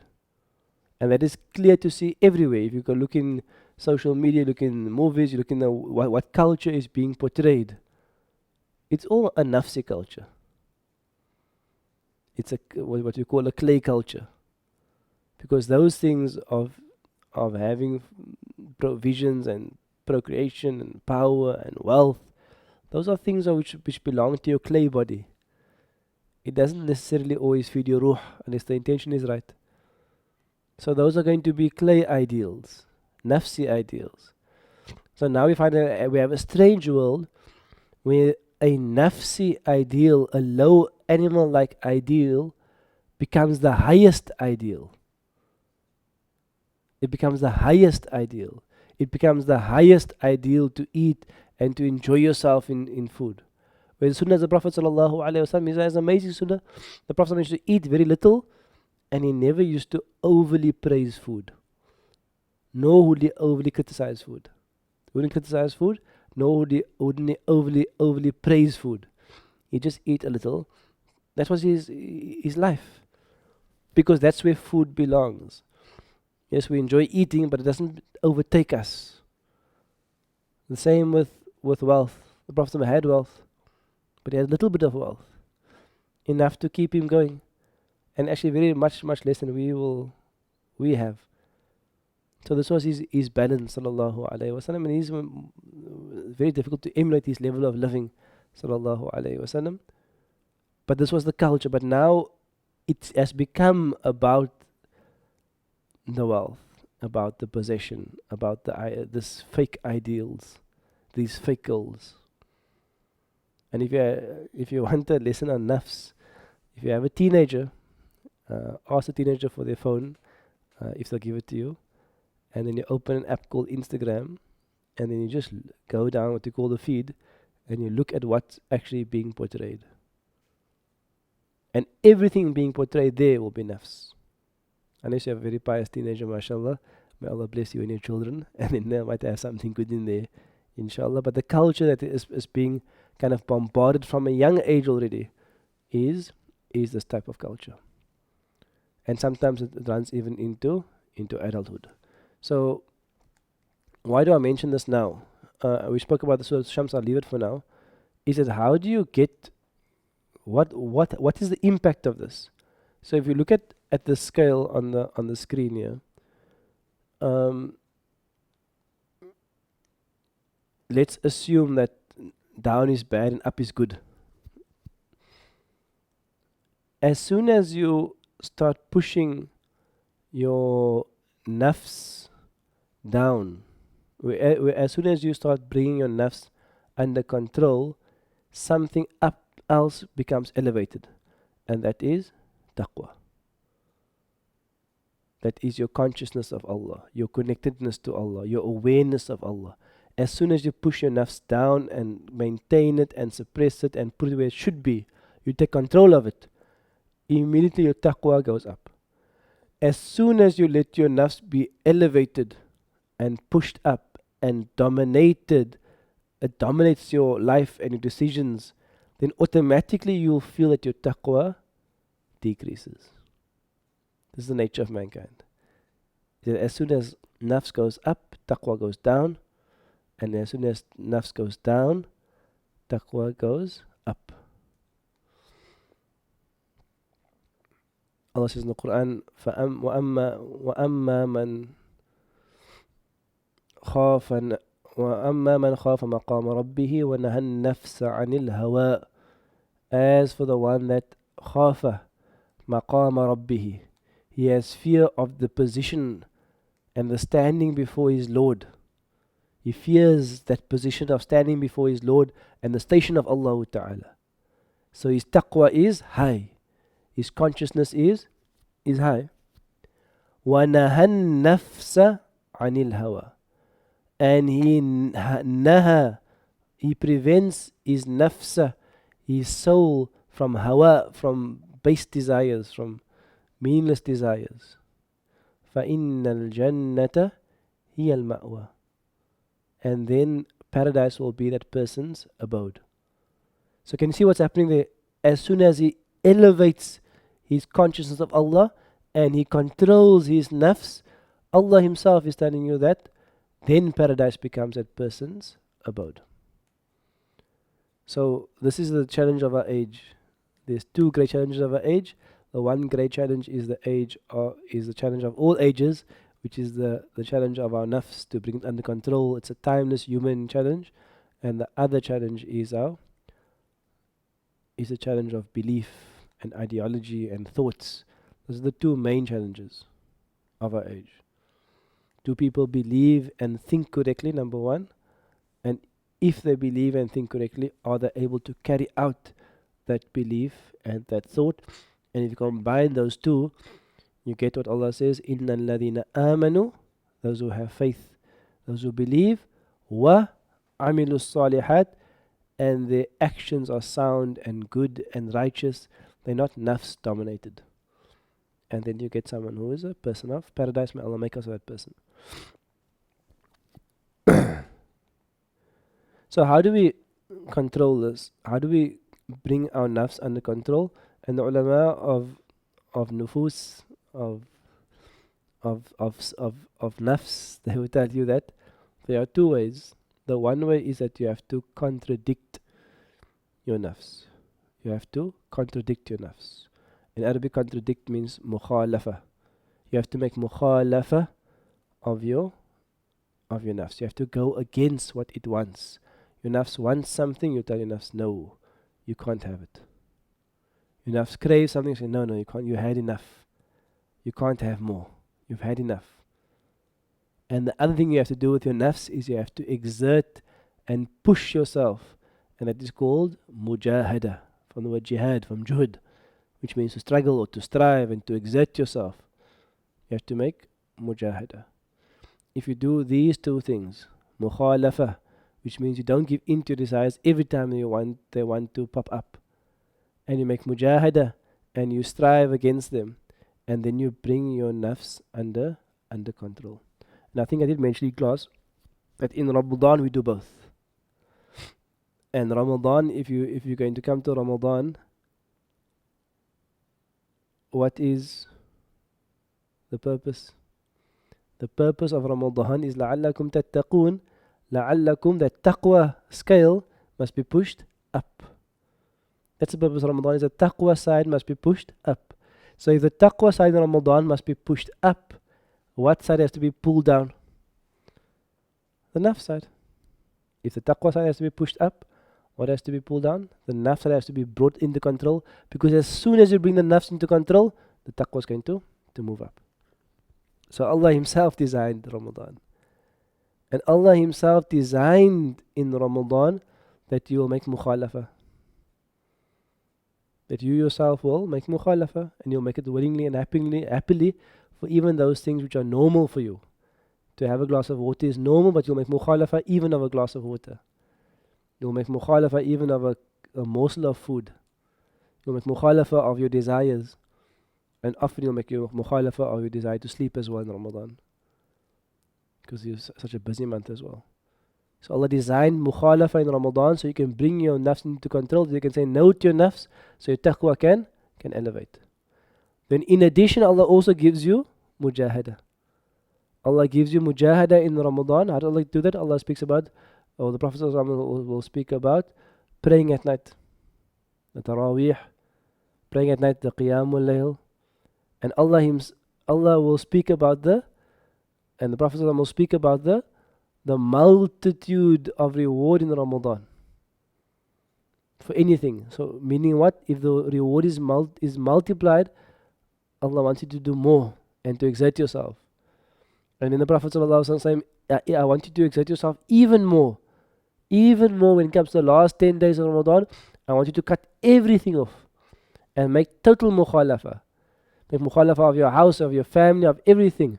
Leave your house, go sleep in the masjid, and make complete mujahada, because every moment there is going to be an ibadah. And what happens in that process? If you had a good Ramadan, you know what happens. May Allah give us good Ramadan. Sometimes Ramadan is just mechanical, but sometimes Ramadan is also really good. It impacts your heart, it changes your life. That a moment in Ramadan can change your life. So this is the nafs. And we as believers, we only have a few moments on this earth to bring our nafs into control and to let our taqwa increase. And also you might ask now, why did Allah make it that I have to do such a difficult thing to control my nafs? Everything Allah has prescribed, every single thing Allah has prescribed has benefit for you and for your community. Everything. Allah doesn't give you laws just to see you jump through hoops. It has a benefit for you and a benefit for your community. You with me? It prevents abuse, it prevents injustice, it prevents the dominance of one man over another man, of one power over another power. It prevents those things. And as soon as you open those doors, even you might think of it as a small thing, it's a microcosm of a bigger thing, which will cause much more harm. So this year is not something which is just like a personal exercise. It's something which actually is a global movement that if we have a global movement of people who don't live for their selfish desires, but they live to serve one God, one Lord, one being, one creator. They live to help other people, to uplift other people, to serve other people. It's a global movement of change. So don't think of your struggle only as your individual struggle. It's part of a massive struggle. When we're living in especially difficult times, especially very uncertain times. We are, according to almost all the experts in South Africa now, this is the calm before the storm. It is likely that tens of thousands or hundreds of thousands or even millions of people in our country may pass away. You and I may be one of those people. Our parents may be one of those people. Our sisters and brothers may be one of those people. We don't know. These few weeks now are the calm before the storm. Let us not be so deluded even in these few weeks. Let us wake up. Let us wake up. Finally, I want to say is that there's two things happening. The one thing is we have this global crisis, which has shaken you and I and the entire world, and it's a good thing in a sense also. It's a very difficult thing, but for us, there are a lot of spiritual benefits also in it. Let me say it that way. There's a lot of spiritual benefits in calamity and in difficulties. And one of the spiritual benefits now is that it wakes you up. It shakes you up. It gives you an opening, an opportunity to walk through that door into consciousness of Allah Ta'ala. And especially if it becomes more severe, the door becomes wider and wider open. So yes, we try to avoid everything, we try to help everybody, but there's also spiritual benefits in this, and we must be aware of the benefits. One of the worst things is to go through a calamity and to become more distant from Allah. In that sense, the calamity is a punishment for a person like that.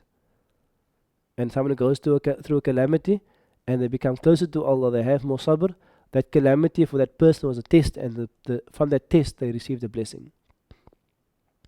So in that time. Secondly, we're also in the month of Sha'ban. In the month of Sha'ban, most of you are at home with your families. We have to lead ourselves and lead our families on a path of change. Especially I'm speaking to the mothers and the fathers. Maybe previously we said we didn't have time. We're always working, always out. Now you're at home. We're at home all the time. Have things really changed? Or was not having time just an excuse? Was an excuse just that we used to throw about, but now this time we're still in the same bad habits.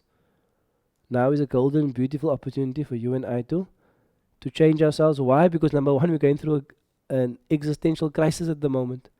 And number two, we are also just on the doorstep of the most blessed month. So in the believer's home at the moment, it should be buzzing with the remembrance of Allah. It should be alive with the recitation of the Quran. It should be a beautiful space where people love each other and people are talking and in conversation and families are bonding. It's not the time now for distraction. Especially these are the last moments of our lives.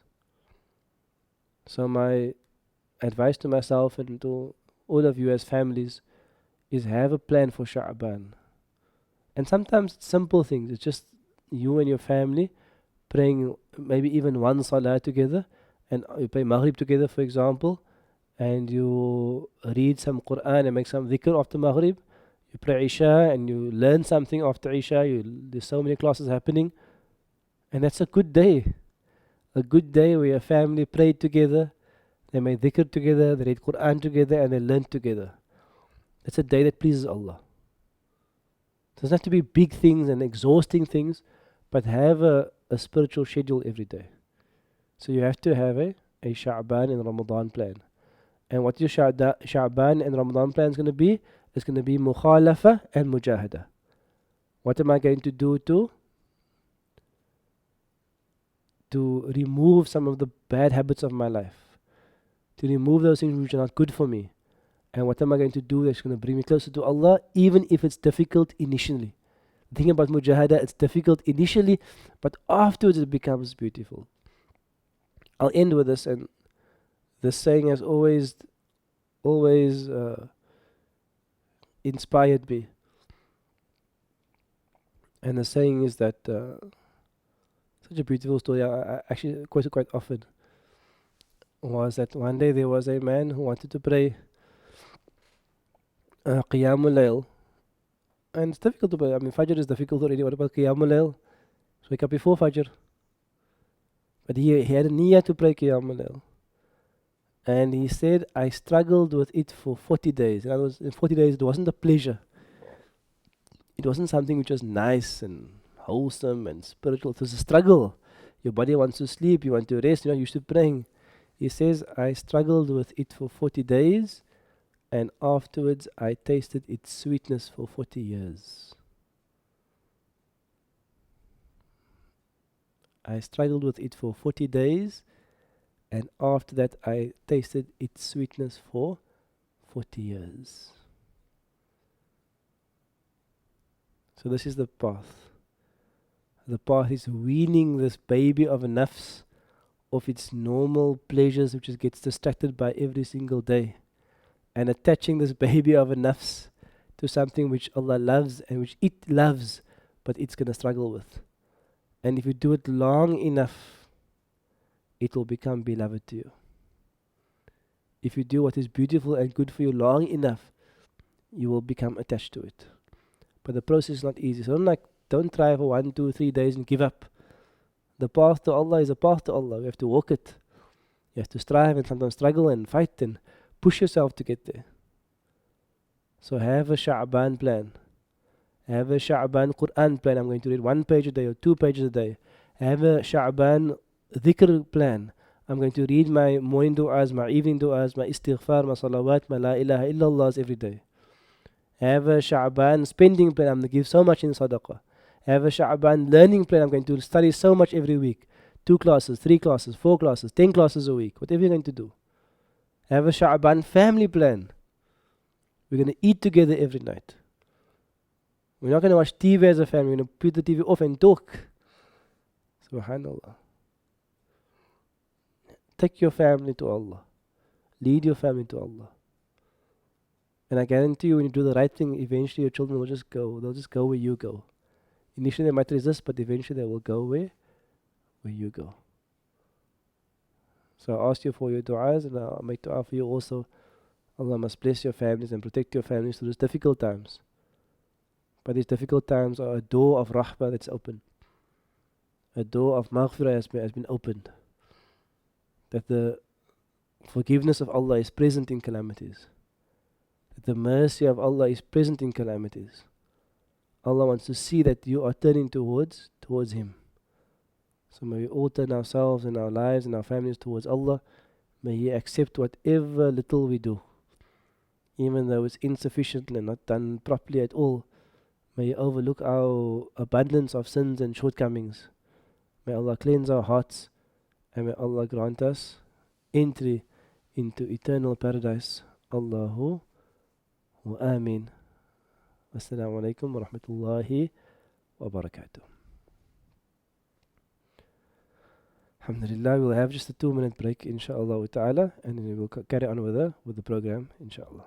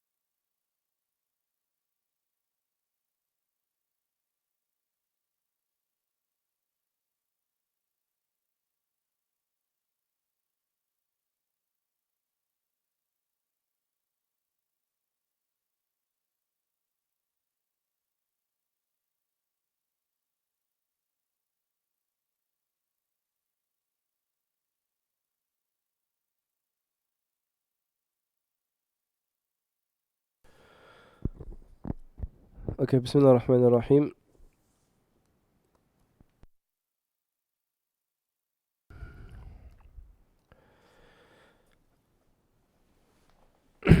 Bismillah ar-Rahman ar-Rahim. Alhamdulillahi Rabbil Alameen. Wa salatu wa salam Rasulillah wa ala alihi wa ashabihi wa man wala. Alhamdulillah. So, the first years are probably leaving the lesson, but you're welcome to stay, but you leave the lesson, inshallah. For those first years who are still around, inshallah, I would love to hear your comments on, don't put it in the live chat, put it in the comment section about how the online experience was. It's obviously something new for Mizan to teach online, and also any suggestions or comments or um ideas you have around improving it, inshallah ta'ala. We'd love to hear that from the classes. We're going to have a short session on Mazid Fi. We are doing Mazid Fi at the moment in second year, and Dawra year and third year are in theory finished with it. In practice, I'm not sure how the Mazid Fi is in practice. We know how it goes. Alhamdulillah. So I thought it was good if we just go through it collectively. It's a good opportunity for everybody to revise it, and also the second years are doing it now, so it's a good opportunity to do it together, inshallah. So we'll have a very short lesson. We won't do a new scale today. We'll just start with the second scale, or revise the second scale. So you know the second scale, hopefully. The second scale is the fa'ala scale. Fa'ala scale. So we'll say it maybe just thrice just to get back into it. So Bismillah, fa'ala. فعل يفعل تفعيلا مفعل مفعل فعل لا تفعل. Again, فعل يفعل تفعيلا مفعل مفعل فعل لا تفعل. Last time, فعل يفعل تفعيلا مفعل مفعل فعل لا تفعل. So just to go through the headings again of the sheet. The first one is al-fi'lul maldi. The first one is the past tense scale. The first one, fa'ala, nazzala, kadhaba, sabbaha, allama, is the past tense scale. You'll remember that on the first lesson you did in sarf was fa'ala, fa'alu, fa'alat, fa'alna, and so on. So these ones also go down as well. So instead of saying fa'ala, fa'alu, we say fa'ala, fa'alu, fa'alat, fa'alna, fa'alta, fa'altuma, fa'altum, sorry, I'm getting confused. I'm adding duals as well. But let's do the out duals. فعل فعلوا فعلت فعلنا فعلت فعلتم فعلت فعلتن فعلت فعلنا. So the first column is going to be the past tense. The second column is going to be yufa'ilu, which is the present tense. The present tense verb. So let's do the next one. Actually, nazzala, if it's the past tense, nazzala means he sent down. The present tense is going to be what? Yunazzilu, which means what? He is sending down. He is sending down. The third column. And also yunazzilu or yufa'ilu also goes down. Meaning what? Like you did yaf'alu, yaf'aluna. You can do yufa'ilu, yufa'iluna. Tufa'ilu, yufa'ilna. But I'm not going to focus on that for now. Next one is masdar. Masdar is the name of the verb. So if nazzala means he sent down, the masdar is what? Can I ask you to, are you still there? Who is doing the masdar? Bismillah. What's the masdar of nazzala? What's the masdar of nazzala? It must match taf'ilan. So it will be what? Tanzilan. Brother Adnan, mashallah. Tanzilan. So the masdar is going to be tanzilan. It's the name of the verb. The ing, the name of the verb, ing. So if Nazzala means he sent down. Tanzil is going to be sending down. Sending down.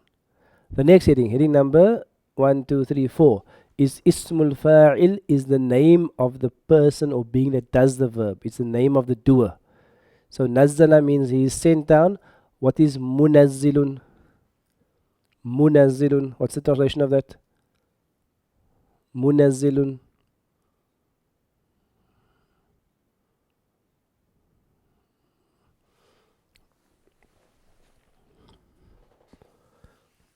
A munazzil is what? A sender. Sister Aqila, mashallah. A munazzil is going to be a sender, the one who sends down. Mukadhib is the one that denies. Sabbaha is the one that glorifies. Musabbih is the one that glorifies. Muallim is the one that teaches. Muqattil is the one that slays. Next one is Ismul Maf'ul, is the name of that which the action was done to. So what is the munazzal? What's a munazzal? What's a munazzal?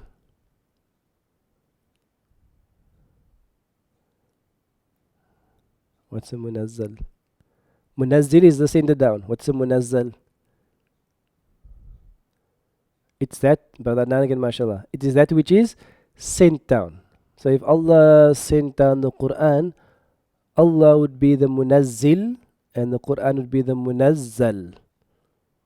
With me? Munazzil and munazzil.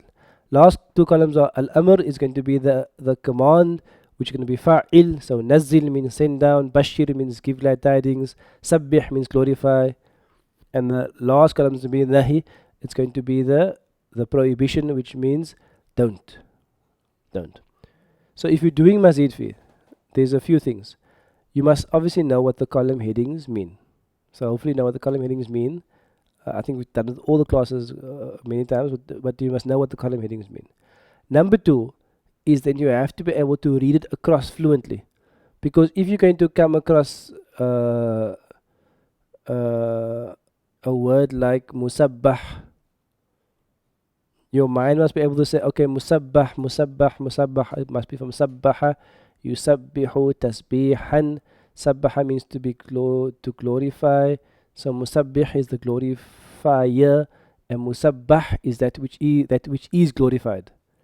So you must be able to have that thought process in your mind, because you're learning to create the meanings from your own word factory that's called mazid fi. You're able to create the meaning. So the second thing is that you have to be able to identify under which column the word appears. The third thing is that you must know what the quality of the scale is. The quality of the bab. So what I did for those of you who did mazid fi is that on the shared folder again. So if you go to the shared folder, let me just close this here. If you go to the shared folder,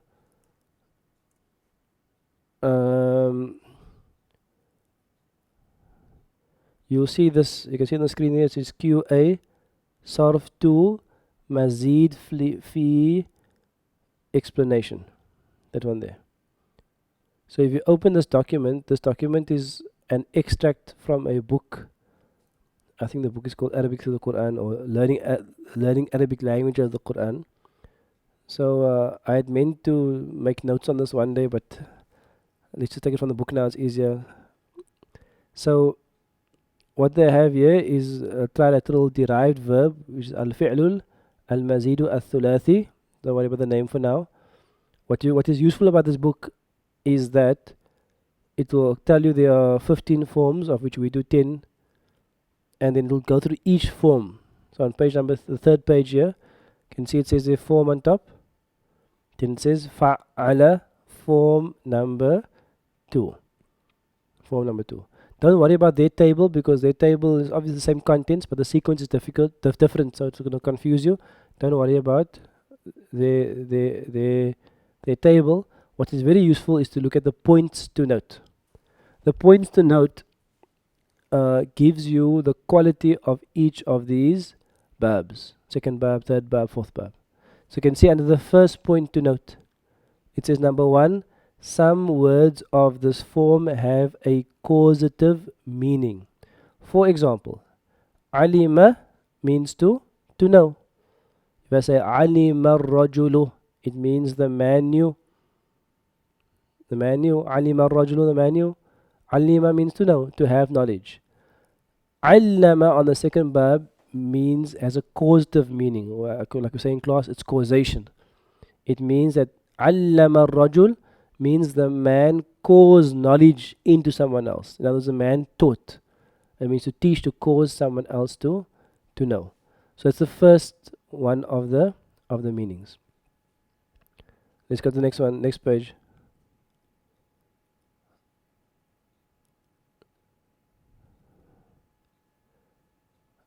Okay, actually, nice to have an example here as well. So let's go to the example here.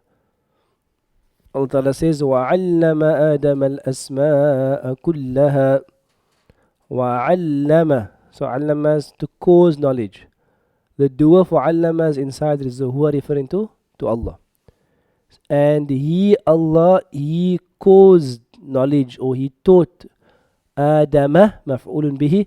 He taught Adam الأسماء, second مفعول, the names, the isms, كلها, all of it. All of it. You with me? So there's an example of causation. Then they have a second. If I'm looking for the link of this, you'll find it on the Mizan website under Student Center lesson files. You'll find the link for it there, inshallah. Maybe okay, inshallah, we can send a direct link to this class a bit later, inshallah. Second note, this form may be adopted to strengthen the meaning, an act done with greater violence or continued for a longer duration. We normally just simplify this as saying that the quality is intensification. For example, qata'a just means to cut. Qatta'a means to cut something intensely, which means you cut something up into lots of small pieces. And then qatala means to kill, whereas qattala means to kill intensely, which means to kill many people, to massacre, to slay, and so on. Then they have a third quality here. They say to shorten. Some verbs of this form give the complete sense of a sentence. So we normally say like kabbara. Kabbara means like if I say kabbir. Kabbir means say. So let me go back quickly. I would actually link this to the first one also, because the word kabir means to be big or to be large or to be great. Kabir. So kabbara also means to make someone great or large. You with me? Make someone great or large. So when we say kabbir or kabbara, we are making Allah large. Which kabbara, yukabbiru, takbiran means to make Allah large. So I'd also I would connect this also to the causative reason why. Kabbara means to make large. Sabbah, but it also means to say Allahu Akbar. The point I'm to get to is that kabbara also means to say Allahu Akbar. So the kabbir, you say Allah, like you know, if you have a meeting, what do people say? They say takbir. Takbir is what? It is the masdar. Kabbara, yukabbiru, takbir. So takbir is actually the masdar. And when they say takbir, what are they actually saying? They are saying, say Allahu Akbar. You with me? Same with sabbaha, tasbih. It means to say Subhanallah. Okay. Then the number 4 here is can't see the lesson. What is the name? Oh, this is Mazid Fi for the second years and above. So to change from intransitive to transitive, which is lazim mutaaddi, words that are intransitive in form become transitive in form. Like nama means to sleep, and nawwama means to put someone to sleep. Again, number 4, I'd link to number 1 because causation means something becomes transitive. Like alima, is not, it's intransitive. Whereas allama is transitive, so don't worry about too much about that one.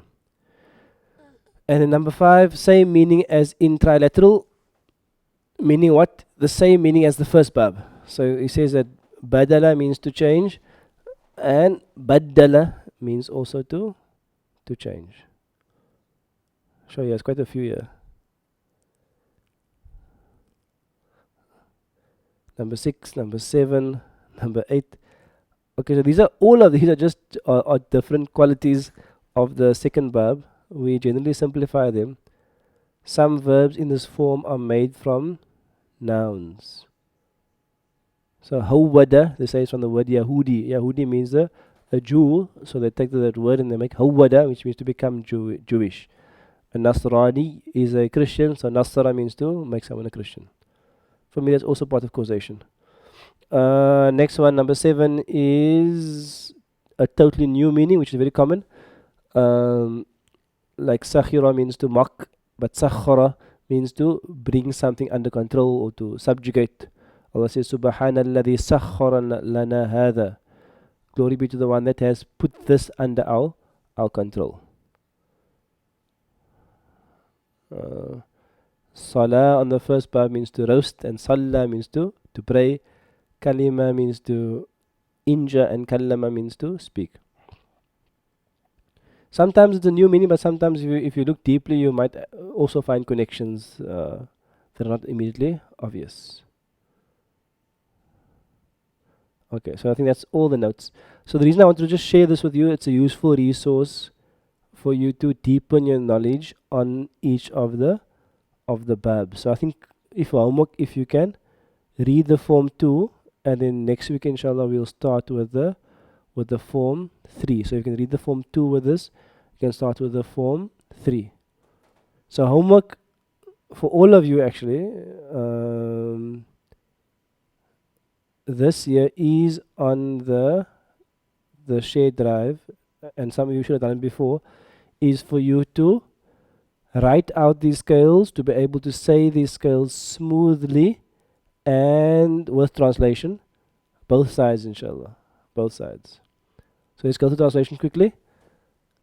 Fa'ala, nazzala means what? Nazala on the first bar means to send down. Nazzala means he caused something to, nazala on the first bar means to come down. Nazzala on the second bar means to cause something to come down. It's often used for the word revelation as well, because in a sense revealing is something it means sending something down in that context. Kadhaba it means to cause someone to become a liar or to deem someone a liar. Even though they're speaking the truth, if you deem them a liar, that's called kadhaba. Sabbaha means to glorify. Allama means to cause knowledge, which means to teach. Qattala means to kill or to kill intensely, which you can say to massacre. Bashara, and these are all common words in the Quran. Bashara means to bring glad tidings. Adhaba means to cause punishment. Baddala means to exchange. Saddaqa means to deem someone truthful, like to attest to someone's truthfulness or to confirm someone's truthfulness. Qaddama means to to cause something to go forward, to send something forward. Bayyana, bana on the first part, bana means to be clear. So bayyana, causation, to make something clear, And sakhara means to subjugate, to put something under control. So those are going to be the meanings. The meanings, if you can just, if for practice, whether you're second year, third year, Torah year, 7th year, it's good for you to write this out and to say it inshallah ta'ala. What we'll do is I'll make a WhatsApp recording quickly now as we're doing it. Let's have some water first, and you can say it with me. We're going to say each one only once. Okay, we're going to say each one once, and then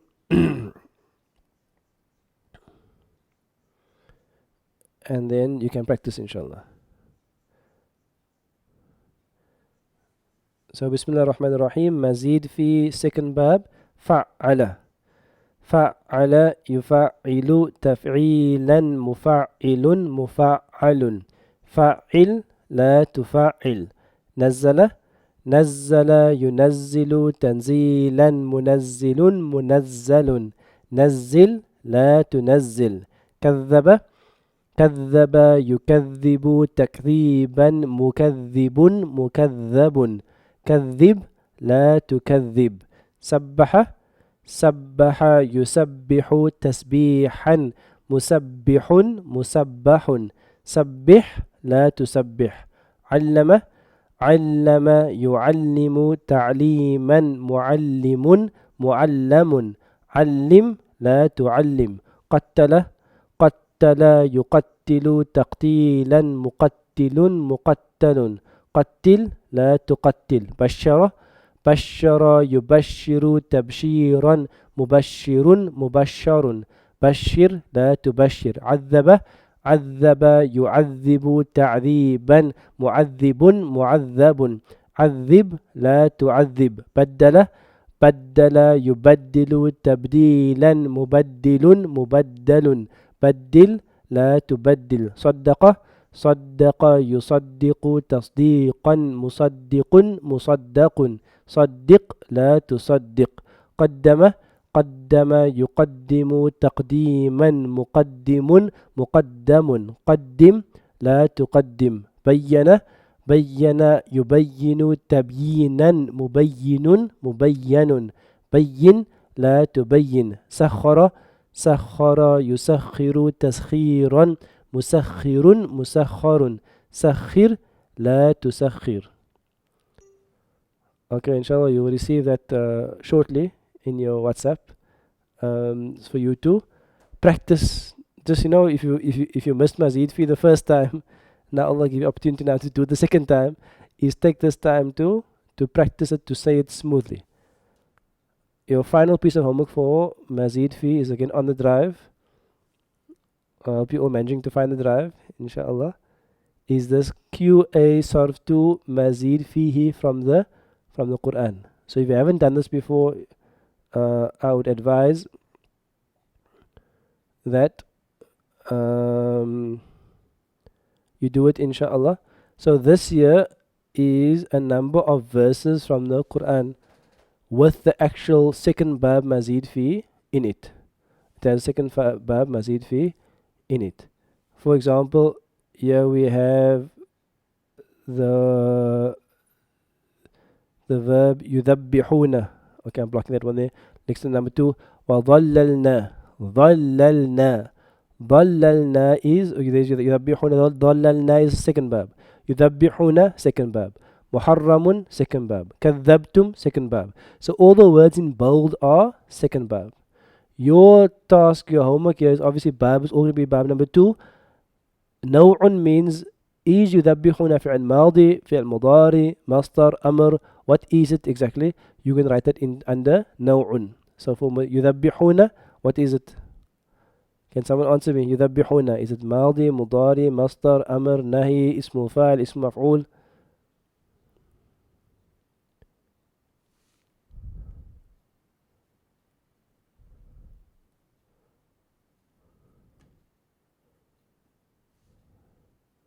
I'm waiting.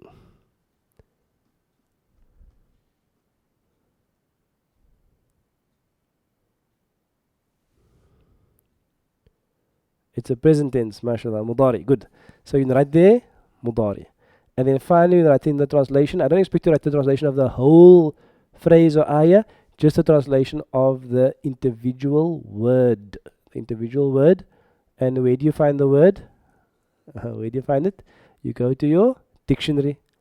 So يذبحون, you go to your dictionary. You hopefully know that the root letters are going to be the, baha. You press enter. You go the, baha. And then as you press enter, you're going to check here. There's the, baha. The first block of text is the verb. I am looking for the Roman numeral 2. And يذبحون means to kill, or to slaughter, to butcher, to massacre, or to murder. We normally use it in the sense of slaughter, like you slaughter an animal. So it means يذبحون means they 3 plus or mixed group are slaughtering. You with me? يذبحون means they 3 plus or mixed group, they are slaughtering. يذبحون أبناءكم, they are slaughtering أبناءكم, your sons, referring to the people of Fir'aun. So, homework. So you have your homework. This is your homework, and even if you're third year, Dawra year, whatever year you're in, try to do the homework, inshallah. It is good practice for you, a much needed practice as well. And then next week we will go through some of the answers. We'll have the answer sheets ready, and we will start the third bab next week, inshallah. All good? Inshallah. Time to work. Okay. Next, I want to do, how much time do I have left? I want to do a bit of Nahu and then Hadith, and then we're done for the day, inshallah. What I thought from Nahu is that I would like all the years, except first year. First year you're done for the day. All the other years, second year, third year, Dawra year, all the other years is for us to go through the Nahu syllabus together. I don't know how long lockdown is going to be. We'll see, inshallah, but let's make a start. Make a start in the niyyah and bismillah, and we aim to go through the whole Nahu syllabus together. So what I prepared today was I prepared 10 slides for you, or 10 content slides that summarizes all of first year's work. So I want us to go through the 10 slides now that summarize all of first year's work. If you know this 10 slides, then you're basically at the starting point of second year Nahu.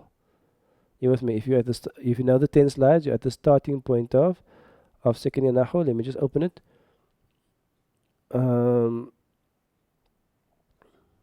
Because second year Nahu obviously starts at the end of first year. So let's go through it. Where are we now?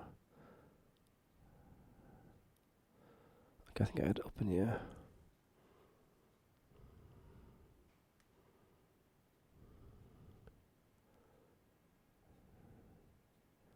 The presentation is also on the shared drive as well. Okay, so we're going to spend a few minutes, inshallah, maybe 15, 20 minutes just going through this quickly. We'll see how far we get, inshallah. So, Bismillah ar-Rahman ar-Rahim. Hope you're all alive, watching. We're going to just summarize first year. So first, besides gen now, let's do gen for now, gender, encasing number, definiteness. In terms of construction of sentences, the first thing we learned about was al-jumla, a sentence. And a sentence is divided into how many types of sentences do we get? We get 2 types. The first type is called a al-jumlatul fi'aliyya, which is a verb-based sentence. For example, nasara ar-rajulu al-walada. And then you get the jumlatul ismiyya. So in first year we learned 2 types of sentences, and then we learned 4 types of fragments or compounds or phrases. 4 types of compounds. The first one is mawsuf and sifa. For example, ar-rajulu at-tawilu, the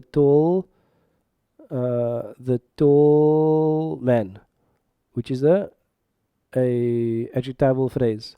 Then we learned harful jar ism majroor. For example, fil bayt, in the house. Then we learn the possessive case, mudaf mudafun ilay. For example, baytul rajuli, the house of the man, and ismu ishar and ishar ilay, which means this house. So what I'm going to do is I'm going to show you a slide for each one. What I mean each one, I mean each of the sentences and all 4 the murakkabs. If you know that, and then you basically know first year work. Okay. Can you guys hear me okay? Is the sound okay? Bismillah. Is the sound okay? Okay, Bismillah.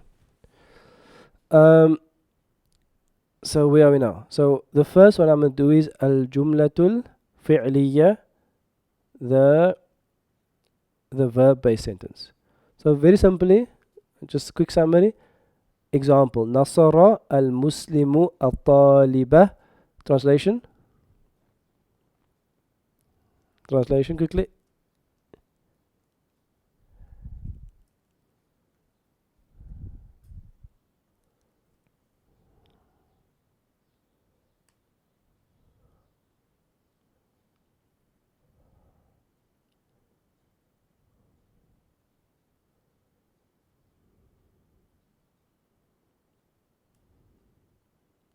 The Muslim, Imran Parker, mashallah, the Muslim helped the students. So this is a typical verb-based student, a verb-based sentence. What you're looking for is you're looking for three parts. You're looking for the verb, which is nasara. Whenever you have a verb, you have a jumlatul fi'liya. There are two types of verbs in Arabic. From one perspective. Some verbs take a doer and some verbs don't take a doer. Verbs that take a doer, we call them ma'loom verbs, like fataha, yaftahu, and so on. Verbs that don't have a doer is a majhul verb, like futiha and yuftahu. If you have a ma'loom verb, like fa'ala yaf'alu, there has to be a doer mentioned. The doer or the subject is called the what? It's called the fa'il. So when you have a fi'l, you have jumlatul fi'liya. When that is a ma'loom verb, a fa'ala yaf'alu verb, you have to have, or one of the mazid fi ma'loom verbs, fa'ala yufa'ilu, any of those ones, then you must find the doer. That's the first thing. And then if the verb is, or not to confuse you, but it will often have a maf'ulun bihi. But to be technically correct, if the verb is transitive, it will have a maf'ulun bihi. Even if it's intransitive, it won't have a maf'ulun bihi. But don't worry about all that. All you must remember is three things. When I come to jumlatul fi'liya, I must have a fi'l, doer, fi'l verb, fa'il, doer, and maf'ulun bihi often, who is the action done to. That's number one. Next thing. The fa'il will always be in raf'un. The fa'il will always be in raf'un. The maf'ulun bihi will always be in nasbun. Okay, that's like basics. You should know that, inshallah. And the last thing about this is, how do you find it? I'm not sure which year you belong to. We used to call it Ali for a while. I think the latest now is Eli or Eli. Eli, E-L-I. So where do you find the doer? For example, the first one, Nasara al-Muslimu al-Walada. Where is the doer? Eli stands for end, left, or in. Is it the end of the word, of the verb? Is it to the left of the verb, or is it inside the verb? So the first one, Nasara al-Muslimu al-Walada. It's at the, not the end. Remember, of the verb is on the end, is the left. It's going to be on the, Muslim is going to be on the left. Second one, Nasaru al-Walada. We look at the end, and then left, and then in. Where is Nasaru al-Walada? Where is the doer? That's going to be at the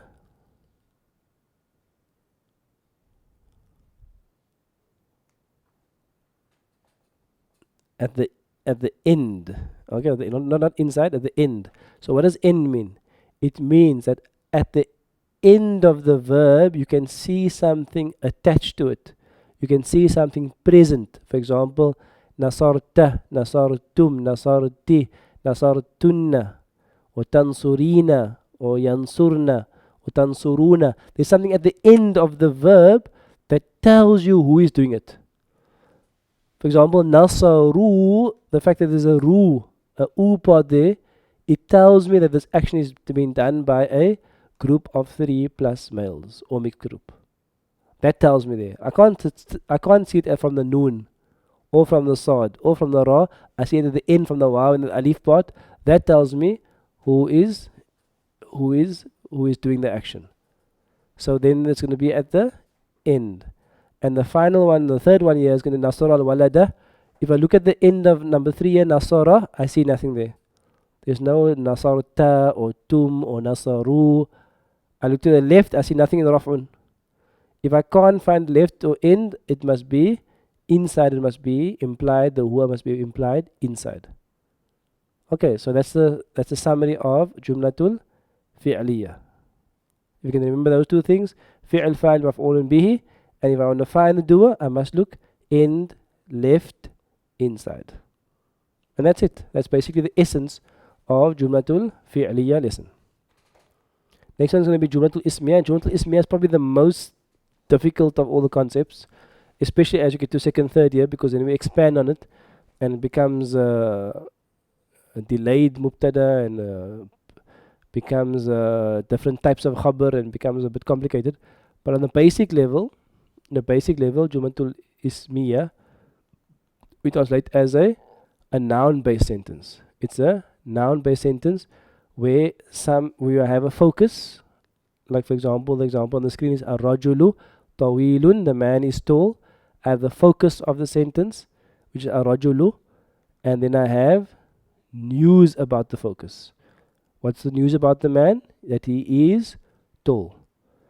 Okay, so what do you call the focus in Arabic? You call the focus the mubtada. Mubtada, the root letters are bada'a, which means to begin. It is the thing where you begin with, it's the thing where the focus is placed. Khabar means news, information. So it is news given about the focus of the sentence. And the mubtada and khabar are always in raf'un. How you recognize it is generally when a sentence starts. Allahu nuru samawati wal ard. A sentence starts with a word which is in raf'un and it is definite. Then you generally have the mubtada. Okay, you with me? The other thing to look out for on this is that often it will be, instead of a normal ism, it will be a pronoun. Like huwa tawilun means what? He is tall. Or hiya tawilatun, she is tall. So often sentences in the Quran will start with huwa or hum or antum. You with me? That is a pronoun. So generally when a sentence starts with a pronoun, it is going to be often the mubtada. Okay, so that's a sentence. That's a very basic summary of first year mubtada and khabar. Next one. So we finished Jumatul Fi'liya, Jumatul Ismiya. Now we come to the four murakkabs. We come to Mawsuf and Sifa. For example, here, Ar-Rajulu At-Tawilu, the tall man. Again, Mawsuf, Sifa now are not sentences, not the man is tall, it's the tall man. So Mawsuf, Sifa, I have two things. I have the Mawsuf, which is the thing being described. And I have the Sifa, which is the description. So the thing being described and then the description. Okay. What's different about this? And just listen carefully so you get this. Is that in the Jumlatul Fi'liya, the hal of the elements are fixed. What do I mean by that? I mean that the fa'il, its hal is fixed, it will always be raf'un. I mean the maf'ulun bihi, its hal is fixed, it will always be nasb. The mubtada, the hal is fixed, it will always be raf'un. The khabar, the hal is fixed, it will always be raf'un. Whereas sifa and mawsuf, the hal is what you call a follower. If the thing being described is raf'un, then the description will be raf'un. So if it's ar-rajulu, it will be at-tawilu. If it's ar-rajula, it's at-tawila. And if it's ar-rajuli, it's at-tawili. So basically it's a follower. How to identify it? Simple. It must be two words. The second word must be describing the first word, and they must be matching in gender encasing number and definiteness, except, who can remember the exception? Bismillah. Who can remember the exception where they don't agree in gender? In which case?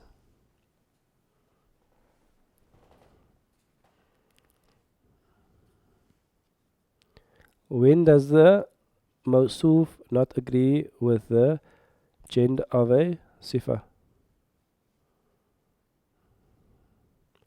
Good.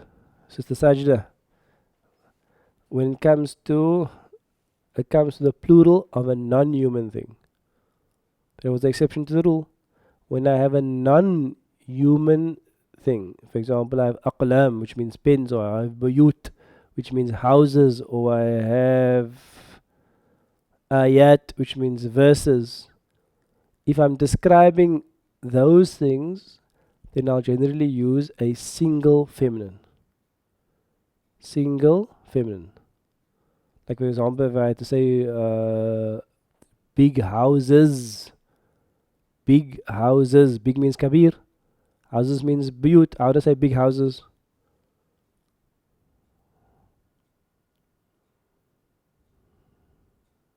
Buyutun, yes. Buyutun, and then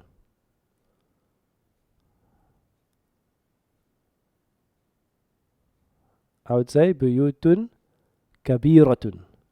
Buyutun kabira. Because buyut is the plural of a non-human thing, therefore I use a single feminine kabiratun with a ta marbuta. You with me? That's the exception to the rule. Okay, next one. Just as a quick recap, you can take it home and you can go over it again, inshallah. Quick recap. Next one is going to be harful jar and ismu majrur is probably the easiest one there is. A harful jar is a particle. Harf means particle and jar means it's a particle which makes the next word jar. A harf itself has no hal. A harf itself has no hal. So fi has no hal. It's a harful jar because it causes the next word to become jar. For example, al-bayt, we call that ismul majrur. We call that ismul majrur.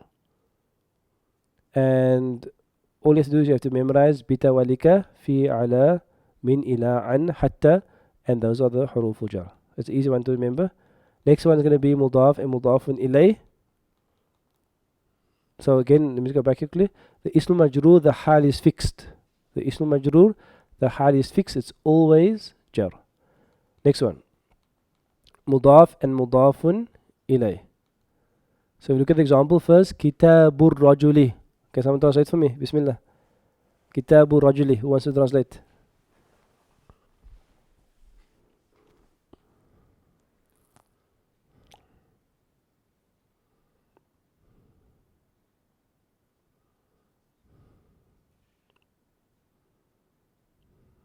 Kitabu rajuli. Bismillah.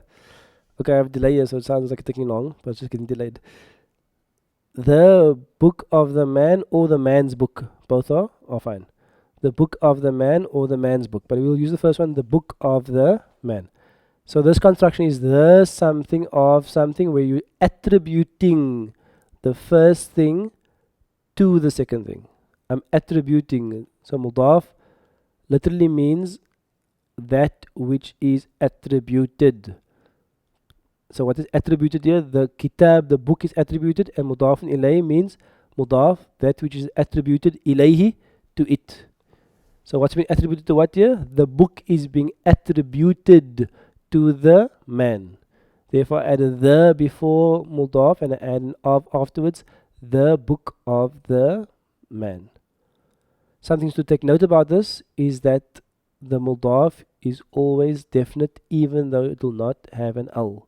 So mudaf will never have an al, but it's always definite. So if I say the book of the man or the man's book, it's a definite because I'm speaking about something definite. Next thing is, if you want to recognize it, if you want to see it in the ayah, it's quite easy to see because the first word will be what we call light.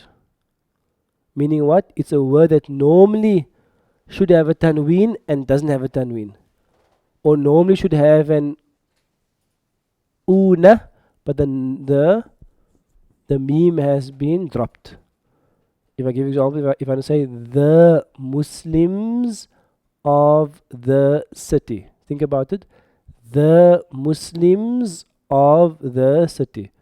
Muslims are Muslimuna, and city is Medina or Al Medina. So how do I say the Muslims of the city?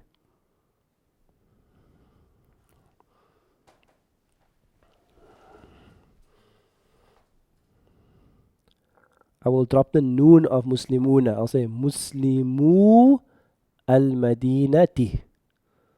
So on the mudaf, you drop something at the end. You drop something at the end. You drop the tanween, or you drop the noon at the end. You drop something at the end.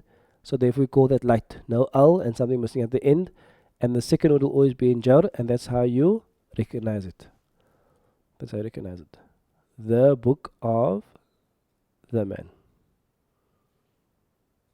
Last thing about this is that the mudafun ilay, its hal is fixed, which means the hal of the mudafun ilay is always jar. Always jar. The mudaf's hal can change depending on its context in the sentence. It could be kitabur rajuli, kitabar rajuli, or kitabir rajuli, depending on the context in the sentence. Okay. Last one. Ismul ishara and musharun ilay. Okay, for example, we have هذا البيت. هذا البيت. هذا is اسم الإشارة. Can someone type for me another type اسم الإشارة? هذا, what else is اسم الإشارة? هذا is what else?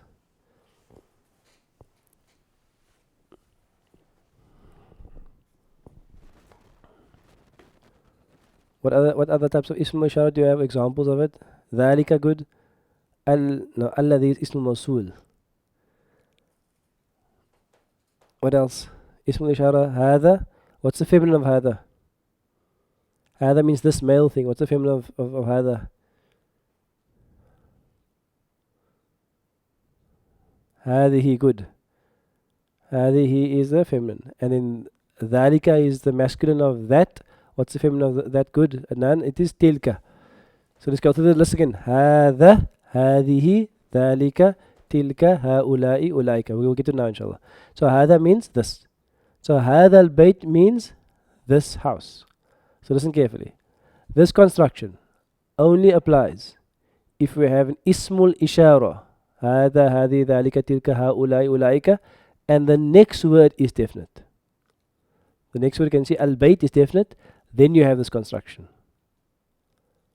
هذا means, and then you'll say هذا is ismul ishara and the al-bayt is musharun ilay. And you can see there, it is only called isharun ilay if there is an al on that word. And then it becomes a follower. It becomes a follower. Meaning what? It follows the hal of the hada. It follows the hal of the hada. But you can't see the hal of the hada, so you're going to have to work out the hal of the hada. Okay. So if I had fi hada, what else say? Fi hada al-baytu, fi hada al-bayta, or fi hada al-bayti. Think about it. The bayt is following the hal of the hada. If I say fi hada, or say fi hada al-baytu, fi hada al-bayta, or fi hada al-bayti.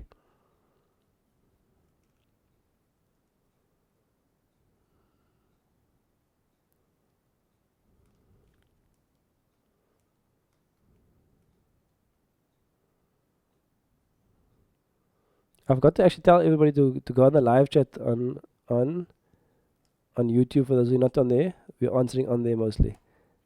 I am watching the WhatsApp as well. هذا البيت. Oh, good. Now what if I say zurtu? Zurtu means I visited. I zurtu. I visited. Zurtu هذا البيت. What will it be? زرت هذا البيت or زرت هذا البيت or زرت هذا البيت.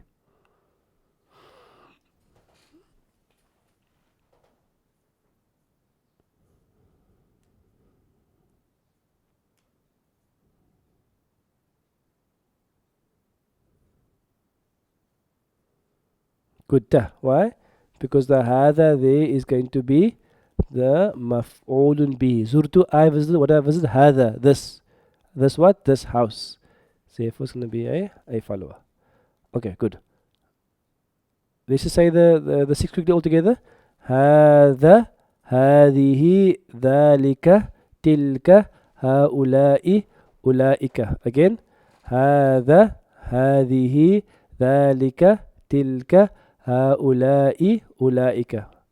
With translation, هذا this, هذه this, ذلك that, تلك that, هؤلاء these, and أولئك those.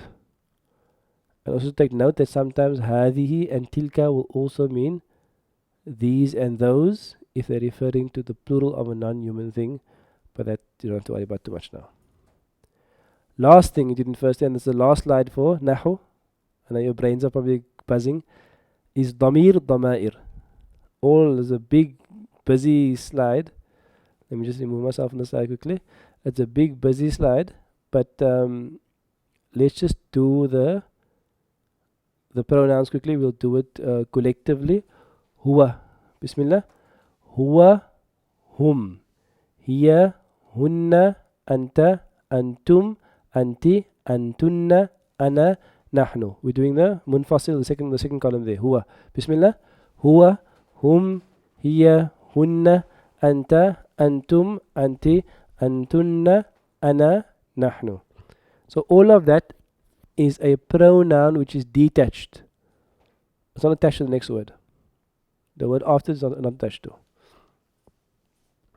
And then we get the attached version, which is what? Hu, hum, ha, hunna, ka, kum, ki, kunna, I, na. Altogether, hu, hum, ha, hunna, ka, kum, ki, kunna, I, na. One last time. Hu, hum, ha, hunna, ka, kum, ki, kunna, I, na. So what you find, which is interesting about this, and this is actually one of the most common things in the Quran, are pronouns. Probably the most common thing in the Quran is going to be pronouns, so it's good to know them well, is that a pronoun can be attached to a ism, a fi'l, or a harf. For example, if I have la, or let's go fi means in, then let's do the fi one. Fihi, in him or in it. فيهم فيها فيهن فيك فيكم فيك فيكن في and فينا. So you can see the 1, 2, 3, 4, 5, 6, 7 columns there. It's attached to a pronoun. They can also be attached to a ism, like bait. Let's do baytuhu quickly. Baytuhu, baytuhum. Baytuhu, his house. Baytuhum, their house. Let's carry on. Baytuha, baytuhunna, baytuka, baytukum, baytuki, baytukunna, bayti, bayna. And the last thing can be attached to a present tense or past tense verb, like sami'a means he heard, sami'ahu, he heard him, sami'ahum, he heard them. Let's carry on. Sami'aha, sami'ahunna. There's a mistake there. Sami'ahunna, sami'aka, sami'akum, sami'aki, sami'akunna, sami'ani, sami'ana. So, what I suggest, inshallah, is that before we're going to start now with Nahu second year and go into the depth of it, I would suggest that all of you, inshallah, just go through these 10 slides. Make sure you know what's going on. If you're getting a bit lost, on the same shared drive, I have left the Nahu first year textbook and workbook for you to work through. And then next week we'll start some advanced Nahu, inshallah ta'ala. And the question here is the hada, it's fixed. Yes, the hada is a fix, it's mabni. So hada, hadi, dhalika, tilka, haulai, ulaika are all fixed. You can't see the hal. Same with the huwa and the hums and the hu and all these ones here, the dama'ir, you can't see the hal. Okay, so that's your homework. Your homework is to summarize go through these slides, they're on the drive, and just make sure you have like a conceptual mind map of these things, because then you've basically finished with first year Nahu. If you're confused about one thing like Ismul Ishara or something, and then just visit the textbook and the workbook, and you'll be able to get some guidance from there, inshallah ta'ala. Final lesson. We've got about 15 minutes left. And what we've been doing with the third years and the Dawra years is that we have been doing 40 hadith. But we've been doing 40 hadith. Okay, I'm in the wrong place here. Let me just see where I am. The 40 hadith, the objective has been to actually memorize the 40 hadith. Okay, so here are the 40 hadith. So we're trying to memorize the 40 hadith, inshallah. So these hadith are on you. They come from a book called Faidul Mu'in ala Jami' al-Arba'in. It's an Arba'in book, which is a 40 hadith book. Fi Fadli al-Quran al-Mubin, regarding the virtues of the clear Quran. It is written by Mullah Ali al-Qari. He's a famous scholar. He compiles this work, and our objective is actually to memorize 40 hadith. You have lots of time to memorize now. So what we'll do is we're going to just revise quickly. We did so far, I think, 4 or 5 hadith. The first one is khayrukum. So Bismillah, from memory. If you didn't memorize, so you can say it from the text in the meantime. But try to do it from memory, inshallah. Khayrukum. Bismillah. Khayrukum man ta'allama al-Qur'ana wa 'allamah. Khayrukum, the best of you are those who ta'allama al-Quran, fifth bab, those who learn the Quran, wa 'allamah, and teach it. So one more time, inshallah. Khayrukum man ta'allama al-Qur'ana wa 'allamah. Last time. Khayrukum man ta'allama al-Qur'ana wa 'allamah. That was the first hadith. Second hadith was man qara'a, whoever reads harfan, a book, a letter, sorry, min kitabillahi, from the book of Allah, falahu, for him, bihi, is hasanatun, is a good deed. Wal hasanatu, and the good deed is bi ashri amthaliha, it will be multiplied tenfold. La aqul, the Prophet says, I don't say alif, la, mim is a harf, walakin, but alifun is one harf, wa lamun harfun, and mimun harfun. So Bismillah, those memorize. Bismillah. Man qara'a. I wish I could hear you do it from memory, inshallah. Man qara'a harfan min kitabillahi falahu bihi hasanah. Wal hasanatu bi'ashri amthaliha.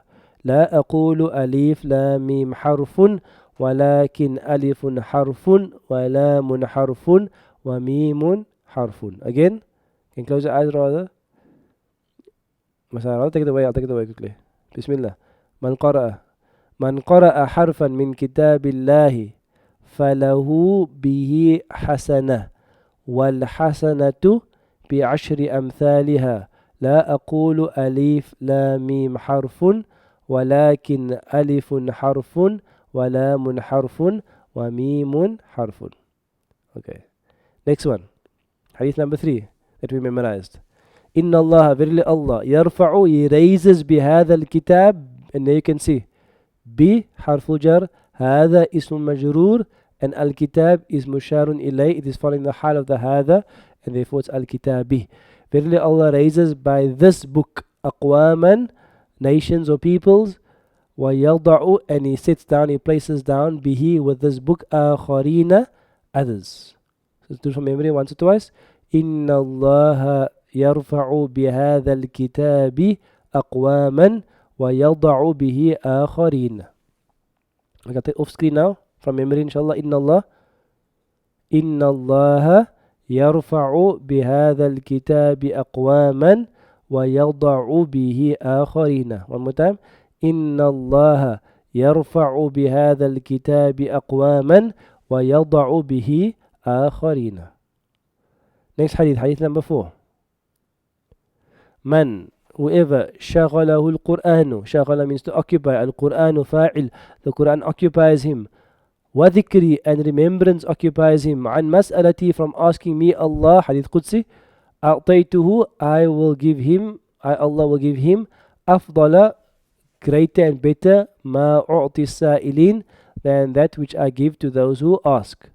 Wa fadlu kalamillahi, and the virtue and superiority of the words of Allah, ala sa'iril kalam, over all other speech.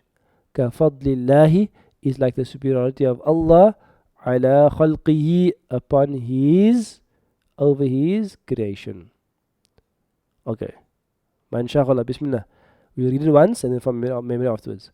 Man shaghalahu al-Qur'an wa dhikri an mas'alati a'taytuhu afdala ma u'ti as-sa'ilin. وفضل كلام الله على سائر الكلام كفضل الله على خلقه. One more time from the text. من شغله القرآن وذكري عن مسألتي أعطيته أفضل ما أعطي السائلين وفضل كلام الله على سائر الكلام كفضل الله على خلقه. From memory, inshallah. من شغله القرآن وذكري عن مسألتي أعطيته أفضل ما أعطي السائلين وفضل كلام الله على سائر الكلام كفضل الله على خلقه. One more time. من شغله القرآن, بسم الله. من شغله القرآن وذكري عن مسألتي أعطيته أفضل ما أعطي السائلين وفضل كلام الله على سائر الكلام كفضل الله على خلقه. And finally, we have come into the hadith we're actually busy with now, which is a lengthy hadith. which hopefully you're memorizing. We did the first two lines of the hadith where the Prophet ﷺ says, Mathalul mu'min. The mathal, the likeness is similar to the example of a mu'min, of a believer. What type of believer? Alladhi yaqra'ul Qur'an. The believer that reads the Qur'an. Kamathalil utrujah. It's like a citron fruit. A citron fruit is basically a fruit I haven't eaten, but I think I mentioned in class. A citron fruit is what? Rihuha tayyibun. Its smell, its fragrance is tayyib. In fact, some of the citron fruit, the white, the rind of it is used in perfume. The very inside is bitter, but the white part is actually used for perfume. Well, ta'muha tayyibun, and its ta'am, its taste. It has two parts. The middle part is not actually so sweet, but the white inner part is actually quite sweet. It's used in desserts also. Well, ta'muha, and its taste is tayyibun. Prophet ﷺ saying is someone who who's a believer and reads the Quran, they have light inside of them. So when they have the taste inside of them, and that taste emanates to other people as well. Next one. وَمَثَلُ الْمُؤْمِنِ الَّذِي لَا يَقْرَأُ الْقُرْآنَ. And the likeness of the believer that does not read the Quran. Listen carefully. The likeness of the believer that does not read the Quran, كَمَثَلِ الْتَمْرَةِ. It is like a date. Meaning what? That inside is the iman, but you can't see the reflection of it. Like the date, la riha laha, you can't, there's no smell on it. There's no like date perfume, there's no smell on the date. Wa ta'muha hulun, but its taste is sweet. Its taste is sweet. So in other words, inside is sweet. If you tasted it sweet, but smell is something which emanates to multiple people, whereas taste is only reserved for the one that takes the bite. You must be on the difference. So the person who has iman and reads Quran, if you inside of him, he has sweetness and also he emanates sweetness. But the person who has iman and doesn't read the Quran, inside of him he has iman and taqwa, but there's no manifestation of beauty and light because he doesn't read the Quran, which means he's not able to live the Quran. If you haven't read the Quran, if you haven't studied the Quran, now you're going to live the Quran. This is what the hadith is saying. So let's just read that first part from the text about 2 or 3 times. Bismillah. مثل المؤمن مثل المؤمن الذي يقرأ القرآن كمثل الأترجة. Again. مثل المؤمن الذي يقرأ القرآن كمثل الأترجة. Again. مثل المؤمن الذي يقرأ القرآن كمثل الأترجة ريحها طيب وطعمها طيب. That last part. ريحها طيب وطعمها طيب. Let's read the first line. مثل المؤمن الذي يقرأ القرآن كمثل الأترجة ريحها طيب وطعمها طيب. Last time from the text. مثل المؤمن الذي يقرأ القرآن كمثل الأترجة ريحها طيب وطعمها طيب. Now from memory. مثل المؤمن الذي يقرأ القرآن كمثل الأترجة ريحها طيب وطعمها طيب. Again. مثل المؤمن الذي يقرأ القرآن كمثل الأترجة ريحها طيب وطعمها طيب. Next line. ومثل المؤمن الذي لا يقرأ القرآن. So it's easy, just a line now. والمثل المؤمن الذي لا يقرأ القرآن كمثل التمرة كمثل التمرة. From the second part. ومثل المؤمن الذي لا يقرأ القرآن كمثل التمرة. بسم الله. لا ريح لها وطعمها حلو. لا ريح لها وطعمها حلو. لا ريح لها وطعمها حلو. This is from memory, the second part. ومثل المؤمن الذي لا يقرأ القرآن كمثل التمرة لا ريح لها وطعمها وطعمها حلو. Again. ومثل المؤمن الذي لا يقرأ القرآن كمثل التمرة لا ريح لها وطعمها حلو. Okay, so we reached till there, inshallah, hopefully memorize. Let's just translate the last part of the hadith. وَمَثَلُ الْمُنَافِقِ وَمَثَل, and the likeness of the munafiq. And again, the مثل المنافق is مضاف and مضاف إليه. And the مثل there is in raf, it's a definite, so it's going to be the mubtada. So the مثل there is a mubtada.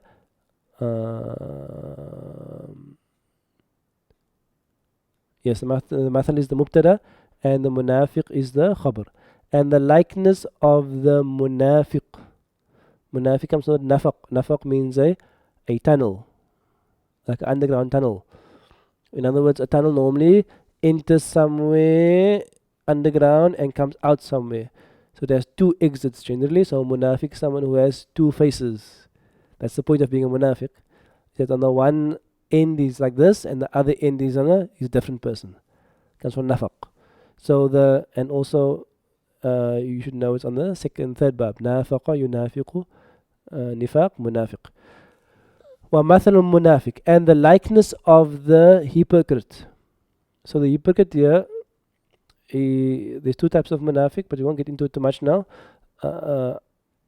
الَّذِي, the one that يَقْرَأُ الْقُرْآنِ. So he doesn't have proper belief inside. He doesn't have proper belief inside, but he reads the Quran. Whatever reason. كَمَثَلِ الرَّيْحَانَةِ, it is like rayhana. It is like basil. Now I must confess, I don't remember what basil tastes like. But I think basil smells nice, right? If you chew basil, is it nice? Anyway, some of you might know. But the rayhana is basil. The Prophet ﷺ says about basil, رِيحُهَا طَيِّبٌ. Its smell is good. Why? He's reading the Quran, so it sounds good, so he's emanating some sort of nice smell. But if you're going to taste him, if you're going to see what's really inside, وَطَعْمُهَا, and his taste, his real essence, is murrun. Murr means bitter. Murr means bitter. So you're with me? So the likeness of a munafiq, someone who doesn't have proper iman, but is doing the action of iman, the outside part, like basil, it smells good, but when you taste it, it is murrun, it is bitter. Okay. Let's start to memorize quickly. وَمَثَلُ الْمُنَافِقِ. So you say it with me 3 times, looking at the text. وَمَثَلُ الْمُنَافِقِ وَمَثَلُ الْمُنَافِقِ وَمَثَلُ الْمُنَافِقِ. And now from memory. وَمَثَلُ الْمُنَافِقِ وَمَثَلُ الْمُنَافِقِ وَمَثَلُ الْمُنَافِقِ. Next one. الذي يقرأ القرآن. Again. الذي يقرأ القرآن. Again. الذي يقرأ القرآن. Another one. ومثل المنافق ومثل المنافق الذي. So you must join the two. ومثل المنافق الذي يقرأ القرآن. بسم الله. ومثل المنافق الذي يقرأ القرآن. Again.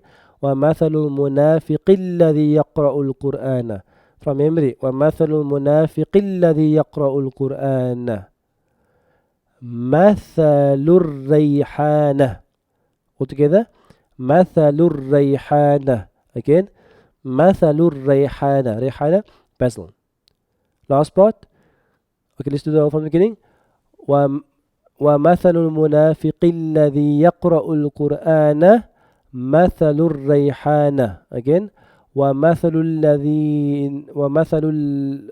المنافق الذي يقرأ القرآن مثل الريحانة. Sorry, I'm getting confused. Because the other two are كمثل and this is مثل. You with me? The other two are كمثل and this is مثل. بسم الله. ومثل المنافق الذي يقرأ القرآن مثل الريحانة. Last part. ريحها طيب وطعمها مر. بسم الله. ريحها طيب وطعمها مر. Again. ريحها طيب وطعمها مر. Last time. ريحها طيب وطعمها مر. Also good for you to, when you memorize, you're internalizing the vocab. You're learning, okay, mur actually means bitter. Rih means smell. Tayyib means good. So you're actually internalizing vocab as well. Rihuha, its smell is tayyib, is good. Wa ta'muha, its taste from ta'am, from food, is murrun. From the beginning. ومثل المنافق الذي يقرأ القرآن مثل الريحانة ريحها طيب وطعمها مر. Again. ومثل المنافق الذي يقرأ القرآن مثل الريحانة ريحها طيب وطعمها مر. Last part of the hadith. ومثل المنافق, and the likeness of the munafiq, the person who doesn't have proper iman through iman. الذي, the munafiq, which is most munafiqs, لا يقرأ القرآن, الذي, the one that لا يقرأ القرآن, does not read the Quran. كمثل الحنظلة. So a handala is a colocynth. I don't know if do we have colocynths in South Africa. I don't know what that is. I had to Google it. A colocynth, I think it goes like on a creeper stalk thing, like a watermelon, like a watermelon, like the stalk goes and like a watermelon drops and another one goes like that. And I think it looks like a bit like a watermelon, but it's much smaller and it's much more hardy. So that is a colocynth.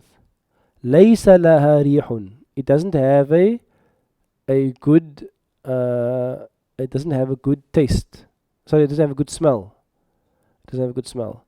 While طعمها, and if you had to, not it doesn't have a good smell, it has no smell. لَيْسَ لَهَا رِيحٌ means لَيْسَ, not, لَهَا, for it, for the colocynth, for the handala, there is no rih, there is no smell. But if you eat it, وَطَعْمُهَا, and its eating, its taste is murrun, is bitter. I was reading that the colocynth, the seeds are so bitter they actually have to like fry it or heat it to basically take the bitterness away of the colocynth. Okay, Bismillah. Last thing to remember, I know it's been a long day. Bismillah. وَمَثَلُ الْمُنَافِقِ وَمَثَلُ الْمُنَافِقِ Bismillah. وَمَثَلُ الْمُنَافِقِ الَّذِي Bismillah. وَمَثَلُ الْمُنَافِقِ الَّذِي لَا يَقْرَأُ الْقُرْآنِ. Let's stop there. وَمَثَلُ الْمُنَافِقِ الَّذِي لَا يَقْرَأُ الْقُرْآنَ Bismillah. وَمَثَلُ الْمُنَافِقِ الَّذِينَ لَا يَقْرَأُ الْقُرْآنَ. Last time from text. وَمَثَلُ الْمُنَافِقِ الَّذِي لَا يَقْرَأُ الْقُرْآنَ. From memory now. وَمَثَلُ الْمُنَافِقِ الَّذِي لَا يَقْرَأُ الْقُرْآنَ. Again. وَمَثَلُ الْمُنَافِقِ الَّذِي لَا يَقْرَأُ الْقُرْآنَ. Again. وَمَثَلُ الْمُنَافِقِ الَّذِي لَا يَقْرَأُ الْقُرْآنَ. Next part. كَمَثَلِ الْحَنظَلَةِ. Only say حنظلة. كَمَثَلِ الْحَنظَلَةِ. Again. From the text. كَمَثَلِ الْحَنظَلَةِ. Again. كَمَثَلِ الْحَنظَلَةِ. Last time. كَمَثَلِ الْحَنظَلَةِ. From memory. كَمَثَلِ الْحَنظَلَةِ. From the beginning. وَمَثَلُ الْمُنَافِقِ الَّذِي لَا يَقْرَأُ الْقُرْآنَ كَمَثَلِ الْحَنظَلَةِ. Again. وَمَثَلُ الْمُنَافِقِ الَّذِي لَا يَقْرَأُ الْقُرْآنَ كَمَثَلِ الْحَنظَلَةِ. Last part. لَيْسَ لَهَا رِيحٌ. لَيْسَ لَهَا رِيحٌ. From the text. لَيْسَ لَهَا رِيحٌ. From the text. لَيْسَ لَهَا رِيحٌ. From memory. لَيْسَ لَهَا رِيحٌ. لَيْسَ لَهَا رِيحٌ. لَيْسَ لَهَا رِيحٌ. From the beginning. وَمَثَلُ الْمُنَافِقِ الَّذِي لَا يَقْرَأُ الْقُرْآنَ كَمَثَلِ الْحَنظَلَةِ لَيْسَ لَهَا رِيحٌ. Last time. وَمَثَلُ الْمُنَافِقِ الَّذِي لَا يَقْرَأُ الْقُرْآنَ كَمَثَلِ الْحَنظَلَةِ لَيْسَ لَهَا رِيحٌ. Last part. وَطَعْمُهَا مُرٌّ. وَطَعْمُهَا مُرٌّ. وَطَعْمُهَا مُرٌّ. From the beginning. وَمَثَلُ الْمُنَافِقِ الَّذِي لَا يَقْرَأُ الْقُرْآنَ كَمَثَلِ الْحَنظَلَةِ لَيْسَ لَهَا رِيحٌ وَطَعْمُهَا مُرٌّ. Let's try from the beginning once. Right from the beginning. I'm actually memorizing on the spot like you are. I didn't memorize it before. So I'll try it from the beginning inshallah. Bismillah. مثل المؤمن الذي يقرأ القرآن كمثل. I'm getting the first one even. Subhanallah. مثل المؤمن الذي لا مثل المؤمن الذي يقرأ القرآن. Subhanallah, I've got the first one. Utruja. So it's Utruja first, then Tamra, then rayhana, then handala. That's the most difficult part, is the actual fruits. Utruja, which is citron fruit. Then the tamr, which is easy because it's date. Then the rayhana, which is basil, and the handala. Okay, bismillah, inshallah. مثل المؤمن الذي يقرأ القرآن كمثل الأترجة ريحها طيب وطعمها طيب ومثل المؤمن الذي لا يقرأ القرآن كمثل التمرة لا ريح لها وطعمها حلو ومثل المنافق الذي يقرأ القرآن كمثل الريحانة ريحها طيب وطعمها مر ومثل المنافق الذي لا يقرأ القرآن كمثل الحنظلة ليس لها ريح وطعمها مر. MashaAllah, this is quite a difficult hadith to memorize, but we have to exert ourselves. We are preserving the words of Rasulullah sallallahu alayhi wasallam. These words cannot just exist in a book on a shelf somewhere. These words have to be read. These words have to be explained. These words have to be memorized. These words have to be transmitted. This is what we're trying to revive as well. We're trying to revive the oral memory and transmission of hadith, not only for those who went to Darul Uloom or went to university, in Arab university. For everybody should try to memorize and transmit the words of Rasulullah sallallahu alaihi wasallam, because the words are an inspiration for all of us. The words are guidance for all of us. The words are part of the legacy of all of us. The ilm is not the domain of the ulama. Ilm is the domain of all of humanity. All of humanity. And the words of Rasulullah sallallahu alaihi wasallam is amongst the most noble of sciences, along with the words of the words of Allah Ta'ala. So we're trying to revive this, but again it takes a bit of effort, a bit of exertion. So we have now finished 5 hadith. So the objective is for